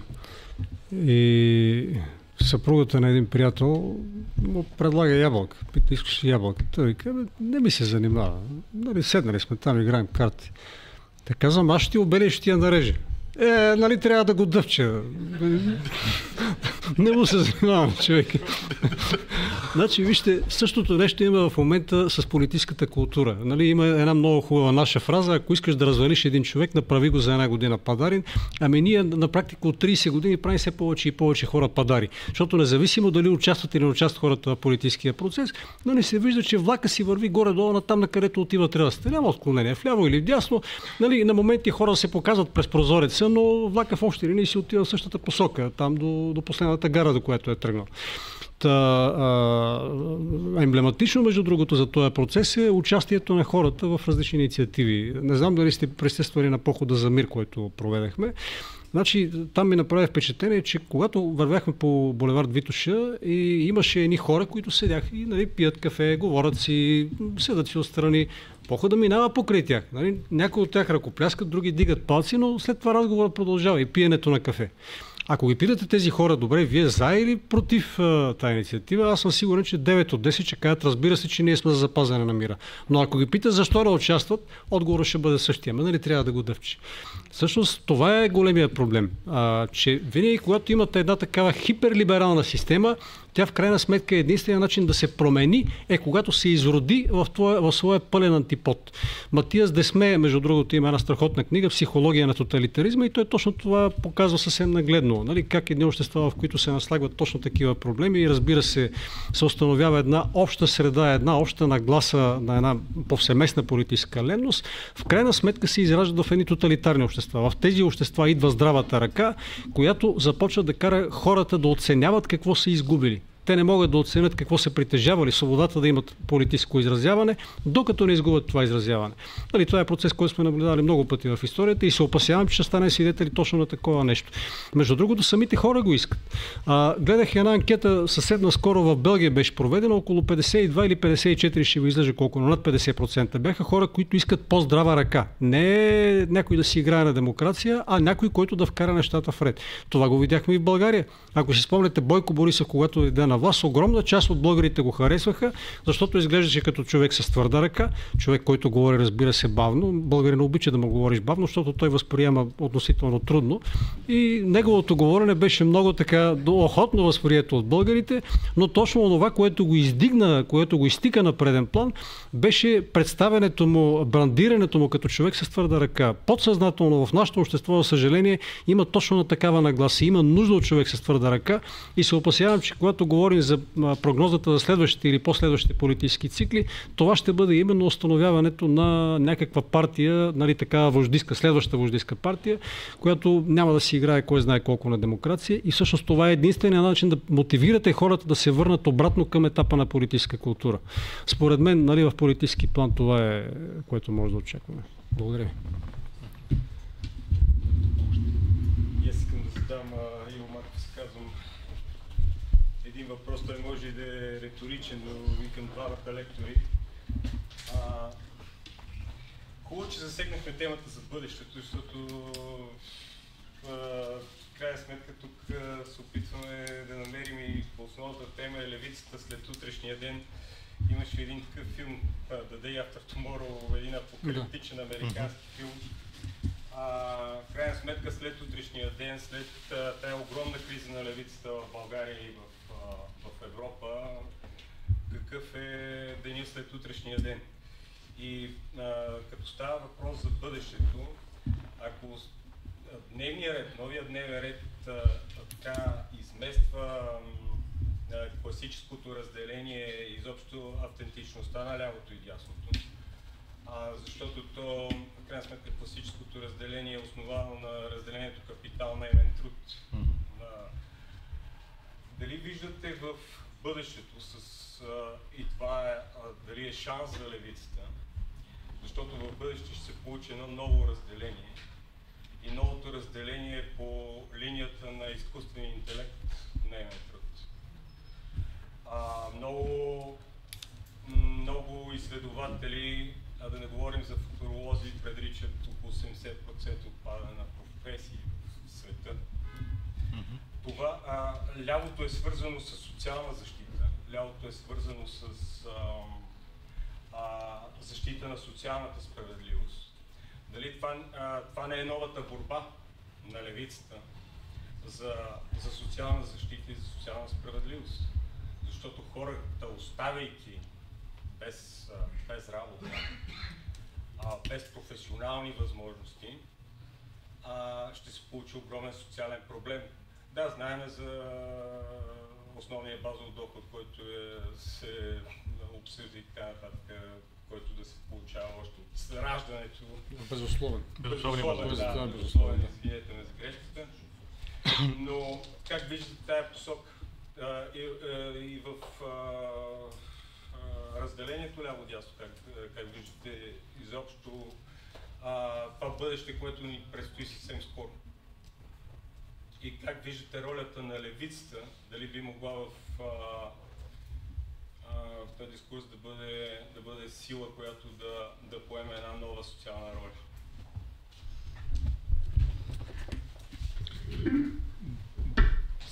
Благодаря за въпроса. Отново, както вече заподозрях от самото начало, въпроси, на които може часове да се обсъжда и едва ли може да се даде някакъв достатъчно убедителен отговор, още по-малко пък се обхватем. След темата за изкуствен интелект е тема на Корнелия Нинова, не моя.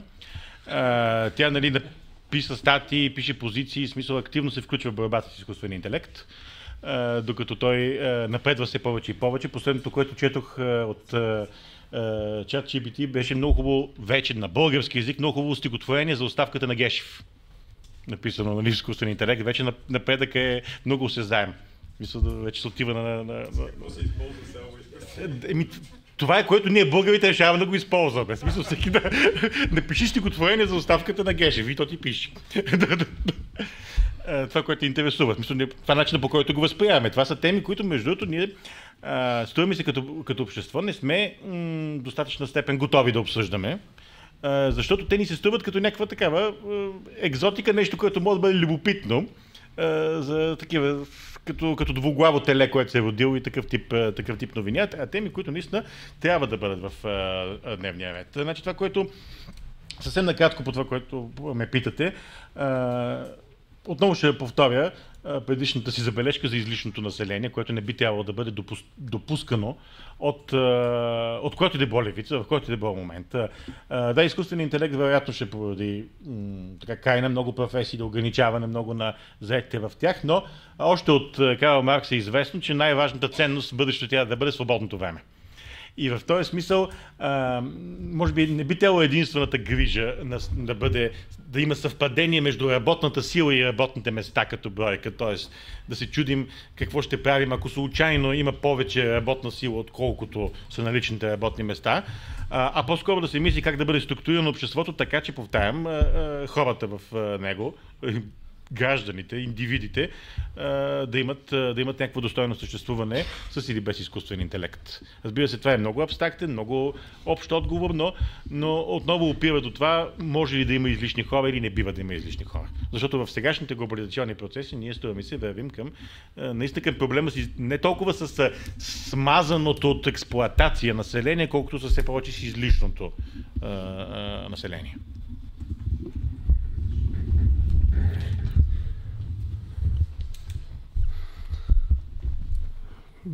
Тук наистина е тема за отделна конференция. Ще се опитам съвсем накратичко да кажа какво ме минава през главата. Първо, колегата цитира Маркс и е абсолютно прав. Нали, това, което ни интересува е свободното време. Аз изпомням годините, в които се възхваляваше Унгария, която беше въвела нещо като квази-пазарен модел и там всеки работеше на по 3-4 места, получаваха наистина прилични доходи, но при тях свободното време беше буквално, нали, равно на нула.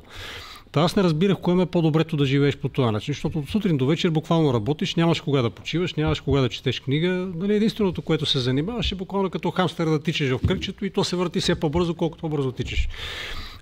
Всъщност ние достигаме в едно време, в което имаме все по-малко свободно време. То се запълва с каквото се седите. Част от него е с работа, част от него е с това, което виждате на телефона. Не знам дали сте обръщали внимание, но когато се разходите по улицата, погледнете по спирките, в метрото, хората буквално нямат една секунда, в която да стоят просто така да бездействат. Всеки от тях е на телефона и разбира се, времето е ангажирано с социални мрежи, прехвърляне на снимки, нали, купува, продава, промоция и така нататък. Цялото свободно време се оплътнява. Има обаче за мен нещо, което е по-ценно от свободното време. Не знам дали сте попадали, има една много интересна книга на Серж Московичи, бащата на еврокомисаря Московичи, нарича се Ерата на тълпите. Значи той беше казал така: ако някой ме попита кое е най-великото постижение на модерната цивилизация, аз без колебание бих отговорил: това е индивида. За мен огромният проблем на сегашното общество е, че то постепенно изяжда, то ерозира фундамента на нашата индивидуалност. Ние нямаме право на личен живот. Де-факто всяко нещо се следи и това е абсолютно официално. Слагат се, нали знаете, съвсем скоро ще имаме чипове в личните карти, ще може да бъде зареждан вътре в тези чипове цялата информация за нас. Разбира се, ние сме наясно, че абсолютно цялата информация отдавна тече и тя се концентрира в тези сървъри. Нещо, за което, между другото, Асен Василев или Кирил Петков не мога да си спомня, но беше подписал някакво споразумение за предоставянето на такива данни за нашия здравен статус. Тоест, ние постепенно губим правото си на личен живот. И ще дойде момент, в който няма да имаме право дори и да мислим самостоятелно. За мен това е ценност, която лявото, автентичното ляво трябва да се погрижи да запази. Защото не е възможно да обедините хора, които не са индивиди. Не е възможно да обедините една атомизирана тълпа. А когато изгубите правото на свободна воля, вие няма да бъдете индивид. Де факто, вие ще бъдете онова, което ви насаждат големите медии, онова, което ви насаждат средства за масова информация, но нищо повече. Никакво право на самостоятелно мислене и на личен живот. За мен това е едното, което трябва да се направи. Първо, това право на личен живот да се гарантира и по някакъв начин да се сложи, ако не друго, то поне пауза на тези инициативи, които водят към загубата на личния живот. Второто нещо, разбира се, втория голям проблем, това са излишните хора. Много е трудно да се намери някакво локално разрешение на един глобален проблем, защото проблемът е глобален. Ако ние решим да наложим, да речем, някакъв свръхданък или да забраним развитието и ползването на изкуствен интелект, част от корпорациите вече го правят, между другото. На много места в компаниите има фирмена политика, която ви забранява да качвате каквато идея информация от компанията, защото и това го има. Качвате баланси и казвате на изкуствен интелект, напиши ми годишния доклад за дейността и то дава един изключително сносен доклад. Препоръчвам ви, между другото, ако не сте се забавлявали скоро, влезте в чат PDF. Има един такъв сайт, в който може да заредите някакъв документ, да речем доклад от 50 страници. И му поръчайте да ви даде резюме. Аз съм качвал доклади, защото да речем, аз не знам както колегата Френски, но някои автори са ми особено интересни. Качвам в оригинал техните доклади и получавам резюме на български. Буквално за минута или за две може да ви направи изключително добре структурирано резюме. Наистина развитието върви с гигантски крачки и няма как да бъде спрямо на локално ниво, защото ако ние спрем това развитие, означава, че някъде там, в някоя друга точка на света, това развитие ще продължи и рано или късно тази друга точка на света ще има стратегическо предимство пред нас. Така че решението на този глобален проблем може да бъде само общо, то може да бъде глобално. Трябва да се потърси диалог с останалите леви партии и да се потърси вариант за ограничаването на въздействието на изкуствения интелект. Има, както знаете, такава подписка от интелектуалци, които казват за какво да бъде използван изкуствен интелект, как да бъде вкарано неговото развитие в някакви рамки, защото това развитие наистина ще ни докара до един момент, в който ще имаме излишни хора. И тогава няма да ни остане абсолютно никакъв вариант да се справим с проблема с излишните хора, освен тези, които виждаме в момента. Тоест, това увеличаването на заболеваемостта, смъртността. Ако сте гледали статистиката, последните 2-3 години очакваната продължителност на живота намалява и то беше някъде с порядъка на около 3-4% на година. Покупките на все по-некачествена храна, влошаването на стандарта на живот, разбира се, лошото здравеопазване. Това е комплексен проблем, който трудно може да го дадем само на един фактор, защото само за сведение ще ви кажа, става съм свидетел на разговор между бъдещи медици, които казват кой от какво е преписал и как е по-добрият начин да преписваш. Аз лично не бих отишъл при такъв медик, всъщност не бих отишъл при който и да е медик, именно поради тази причина. Затова, за мен проблема е глобален и не може да бъде намерено локално решение. То може да бъде намерено само с диалог. Начини за ограничение има. Като започнете от прогресивните данъци, които ще попречат на тези компании да стават мастодонти и стигнете до регулации за това за какво може и за какво не може да ползвате изкуствения интелект. Това е предмет на диалог, както казах. Благодаря ви. Оглеждам се, има ли други въпроси, които някой иска да зададе? Стефан, ти искаш? Някой въпрос? Ето. Още не толкова въпрос. Искам да почти долу-горе какво разбрах от деня. Разбрах, да се върна към една поговорка, която всички я знаем, където попа се е давил и цяло сило дай попе ръката да спасим, дай попе ръката да спасим, обаче че попа не давал. В един момент един съсед му казал, дръж ми ръката попе, за да спаси ли попа. В момента този всичкият разговор, последен на доцент Сарийски за мирния поход, всички партии, леви, десни и така нататък, какво казват? Дайте да гласуваме, дайте да гласуваме, дайте да гласуваме. Народа няма да даде. Народа няма да даде. И от всичко, което казахте, никой не предлага нищо. Никой не казва дръж. Похода да, окей. Добра инициатива. Хората седнали, пият си кафенцето. Браво. Какво дава? Какво дава похода? Някой, може би, изкарва някакъв дивиденд или актуализация или т.н. Защо 90-те години, 90-та година булевард България беше пълен с народ? Защото казах, ние ви даваме ви свобода, даваме ви бизнес, който иска да работи, който иска така. След това, какво започна? Дайте да гласуваме, дайте да дадем, дайте да дадем. Мисля, че лявото, новото, което сме ние именно от тая притча трябва да тръгнем, да дадем на хората. Значи, аз един ден, ако отида да убеждя на мои следователи да гласуват за мен, аз бих им предложил: ще работим да ви създадем работа. Ще работим да ви създадем фабричка малка, работниците ви да са добре, ние ще им помогнем, така и така. Тая нива, която ти, човече, искаш да си сложиш батериите, дайте, ще засеем или после ще вземем от Европа пари, твоето дете и твоята дъщеричка там да работят. Мисля, че за да съществува лявото, трябва да тръгнем от да дадем. Значи, ние трябва да предложим на масите нещо, което те да получат. Не може само да се иска.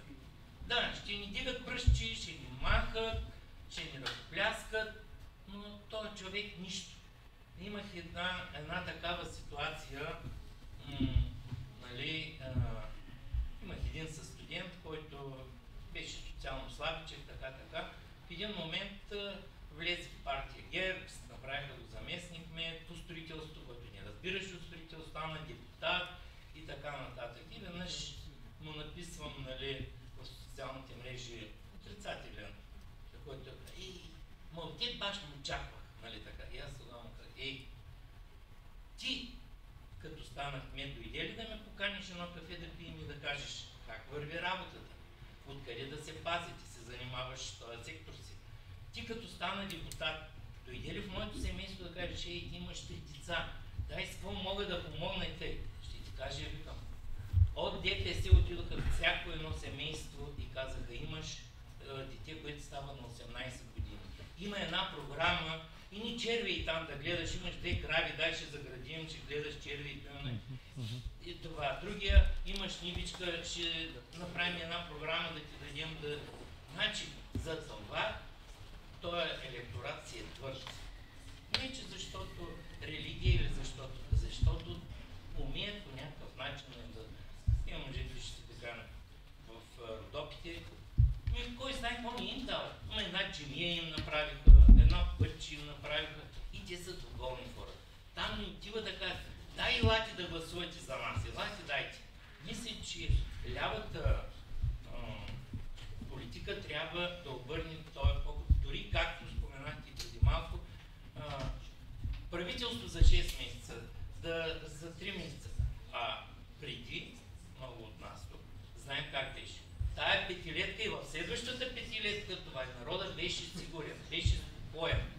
Значи не можеш да искаш ти на един човек да дойде да гласува за ти и ти да му кажеш: брат, 6 месеца тук да направим едно правителство, имам една програма да изтегля аз парите там от Европа, да ги прилапам и след това пак да гласуваш за мен. Няма как да стане. Лявото трябва да дава на народа. Трябва да дава на масите и да помага на масите. Това е моето виждане от тая лекция долу-горе. Такива заключения се направих. Благодаря за мнението. Сега ще задам и аз някои въпроси, които готвих, тъй като не виждам някой да вдига ръка. Значи, първо искам малко да върна топката в терена на либералната парадигма, от която започнахме в изложението на Борис. Знам, че ти си един от големите познавачи на европейското ляво и на европейски движения.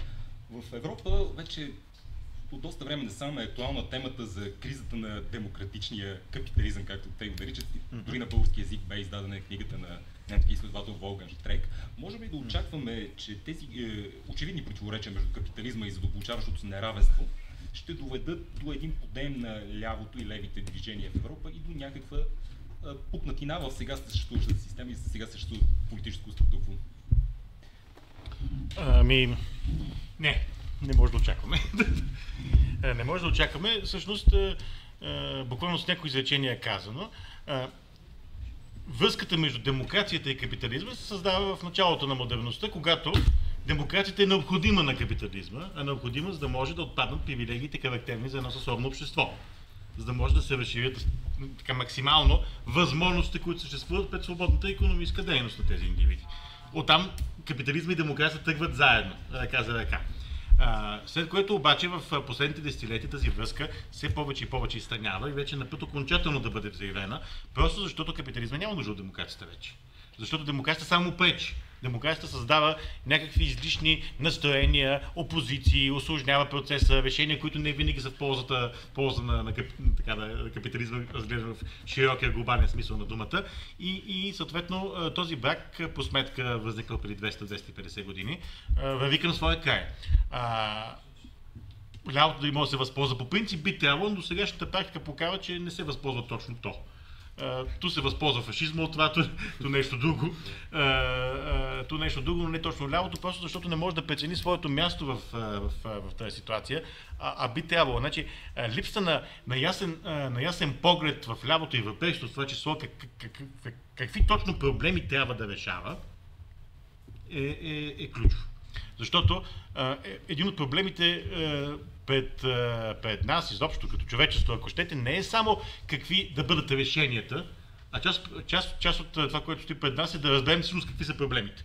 Защото наличието на псевдопроблеми, на измислени, на фиктивни проблеми, с които се занимаваме, води и до блестящи решения на проблеми, които обаче не интересуват никого, освен самите нас, или проблеми, които са изкуствени и фалшиви за нас. Значи това е, понеже стана дума за различен тип такива приказки, които вие споменахте, един вид за двамата психолози, който ми е много любим в това отношение във връзка с проблемите. Как двама психолози се разхождат покрай реката и някакъв човек се дави в реката и крещи: помощ, помощ, спасете ме, давя се, спасете ме. При което двамата психолози стоят, гледат го известно време и единият казва на другия: колега казва, според мен този човек има проблем. На което други отговарят: да, но хубавото е, че говори за него. От такава гледна точка хубаво е да говорим за тези проблеми, за да може да изясним какви са, защото, повтарям, според мен, една от ключовите характеристики на лявото, не само европейското, не само българското, но и европейското, е, че често пъти не говори за проблемите или вижда проблеми не на местата, които може би трябва да насочи усилията си. Благодаря за това много уточнение и отговор на този въпрос. Докато са ми още няколко въпроси. Това, което виждам, че... Имате ли? Добре, първо кажете, аз след това ще продължа. Първо благодаря за хубавата конференция, дискусията. Моят въпрос е малко по-конкретен, свързан с България, българското ляво. Последните няколко дни определени политически формации заявяват своите нагласи към Велико народно събрание и преосноваване на държавността по тези думи. Смятате ли, че лявата реформа и изобщо концепцията за лявото минава през Велико народно събрание, което да промени основата на правовия ред на Република България, на нова конституция, която да създаде нови концепции, върху които да се изгражда адекватно законодателство, което да е социално справедливо?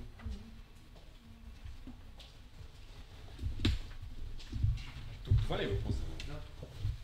Тоест, доколкото разбрах, дали можем да очакваме от тези конституционни реформи да доведат до една система в България, която да способства за развитието на лявото и за една по-голяма социална справедливост. Да. Като виждате кои ги предлагат и кои ги правят, очевидно не може. Не знам защо се създава такъв въпрос. Значи и това е също с подмяната на същината с технологията. Значи, когато съществуват определени и факти, и впечатления масови, и нагласи за това, че има криза, че има безизходица, че има тежък проблем, който не намира решение на този етап, вместо да се опита да се търсят решение на този проблем, решаваме, че по технологичен път ще го променим. Значи това е: ще направим Велико народно събрание, ще направим президентска република, ще направим нещо друго. Това е технология. Значи, ако хората не се усещат представени, те няма да бъдат представени нито мажоритарно, нито пропорционално. Ако не са представени, няма да бъдат представени нито в президентска република, нито в парламентарна. Тоест, нито с Велико народно събрание, нито с обикновено. Тоест, всичките тези технологии, които улесняват вземането на решения, когато партиите представляват хората, в крайна сметка, представляват гражданите, те са улеснения, те не са същината. А нашите партии винаги, когато не виждат решения, тръгват с технологията напред. Ще въведем такова гласуване, ще въведем Велико народно събрание, ще минем по този път, по този път. Това са инструменти. Същината е друга, да очевидно, а не там. Извинявайте, че така. Даже имаше, извинявайте, една от предлаганите реформи беше да загубим субектност, нали, просто да станем васална територия на Европейския съюз, така че въобще нали, не намирам някаква логика в подобни очаквания. Ще ми се само да коментирам, извинявайте, това, което спомена преди малко изказалия се за това, че партиите трябва да дават. Не съм сигурен до каква степен е уместно да правим аналог с ДПС, защото все пак това е една партия, която беше изграждана от хора, които знаеха как да го направят. Нали, това е партия, която е изградена с една много стройна иерархична структура, като там иерархията, нали, подходите за селекция, вниманието, което се отделя на хората, това е разписано в книжката, в проекта на тази партия, още от самото и създаване. Второ, ако си мислите, че тази партия само дава, жестоко се лъжете. Значи трябва да ви кажа, че това, което се дава, после се взима по 2 и по 3. Това е начинът да оцелее партията. Третото... Не дайте от държавата. Вземат, разбира се, получават и държавна пара, но нали не смятате, че ще дойде тая партия, на вас ще ви даде нещо, независимо дали е кариерно израстване на вашето дете или пък някаква облага за вас участие в някакъв проект и после няма да иска нещо насреща. Безплатно сирене има само в капаните за мишки. Така, но за да не задълбаваме в историята на ДПС и третото нещо, което искам да ви кажа, преди малко споменах за тези червените кръжоци, нали, които са функционирали по времето на Закона за защита на държавата. Какво са обещавали тогава, извинявайте? Какво са ви обещавали, освен вероятността да ви вземат и да ви разстрелят, защото нарушавате закона? Какво е обещавала лявата идея изобщо? Какво е обещавала, да речем, Рузвелт, който също, нали, провежда политики, които могат да бъдат наречени леви, когато в онова общество, ако попитате един американец, що плащаш високи данъци, не знам дали знаете, но тогава маржиналната ставка се дига до 95%, 96% даже в един момент. Тоест има един праг на доходите, от който държавата ви взима абсолютно всичко. Но има установено така нареченото данъчно съгласие и американците са живеели с убеждението, че аз плащам високи данъци, за да може вдовицата на другия край на града да живее по-добре. Нали, извинявайте, но това са такива технологии, при които нали, свеждането до тая халваджийска сметка, нали, ти на мен трябва да ми дадеш, за да мога аз да те подкрепа, не е нещо, което въобще може да ви постави на полето на политическия разговор. Благодаря ви. Благодаря за отговор. Още наистина, вероятно, много сте изморите от всички тези многобройни въпроси, но ще финализирам дискусията с два въпроса, които задавам към двамата. Маркирах, че един от най-важните проблеми пред съвременното ляво, това е демасофизацията, промяната на структурата на производство, липсата на тези огромни струпвания на работници на едно място, както е било по времето, когато Маркс и Енгелс пише своя теория, и още повече по-късно, когато се налага фордистския капитализъм. Днес знаем, че много хора работят сами, макар и много по-трудно хората намират на наемния труд, намират връзката помежду си и се организират за някакви съвместни действия.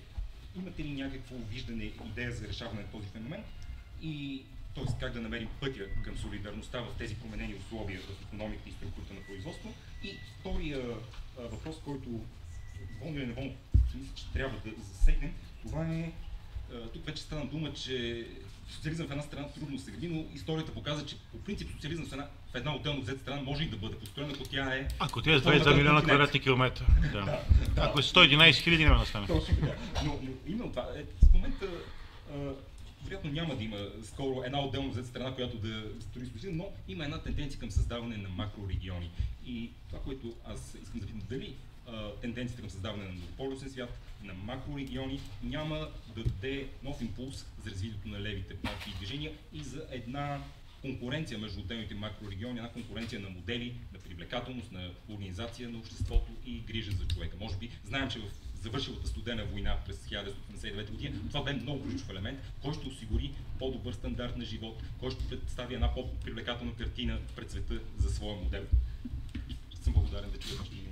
Ами, тежки въпроси. Съгласен съм. Да е време за кафе. Да. Значи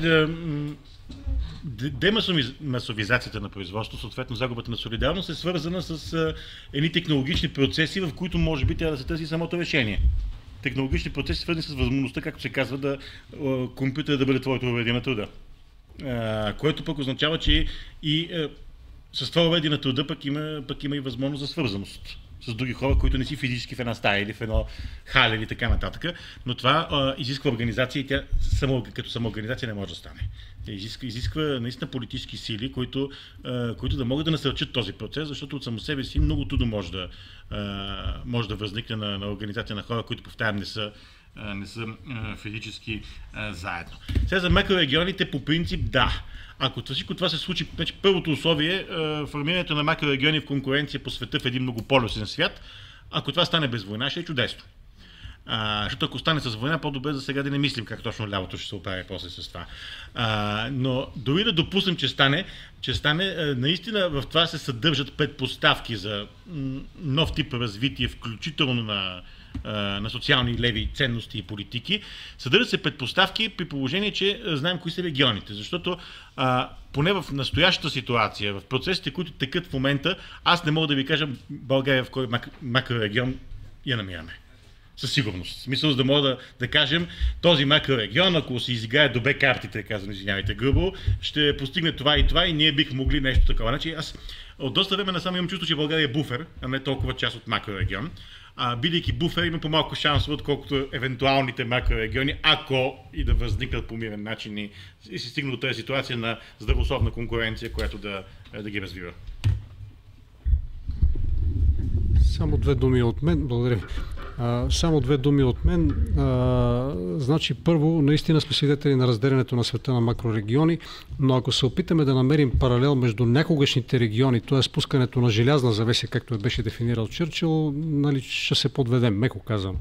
Защото това противопоставяне беше между две идеологии, между два възгледа за света и всеки от тях се опитваше да докаже на, така да се каже, на населението, което е разположено на тая територия, че неговия модел е по-хубав. Днес идеологии нямате, модели за развитие нямате, защото и от едната и от другата страна на завесата, която даже не може да бъде наречена желязна в момента, тя е по-скоро от неръждавейка или алпака, от нещо такова. Нали, от двете страни на завесата имаме хора, които и от едната и от другата страна работят по въпросите на транскомунизма, развиват изкуствения интелект, демонтират държавата. Нали, това е нещо, което става и на изток, става и на запад. Тоест, много е трудно да намерим някакво идеологическо противопоставяне. За мен разпределението от тук насетне ще бъде на база достъп до ресурси. Не случайно в началото на експозето ви споменах, че един от основните проблеми за възможността за провеждане на такъв диалог за лявото и дясното е изчерпването на ресурсната база.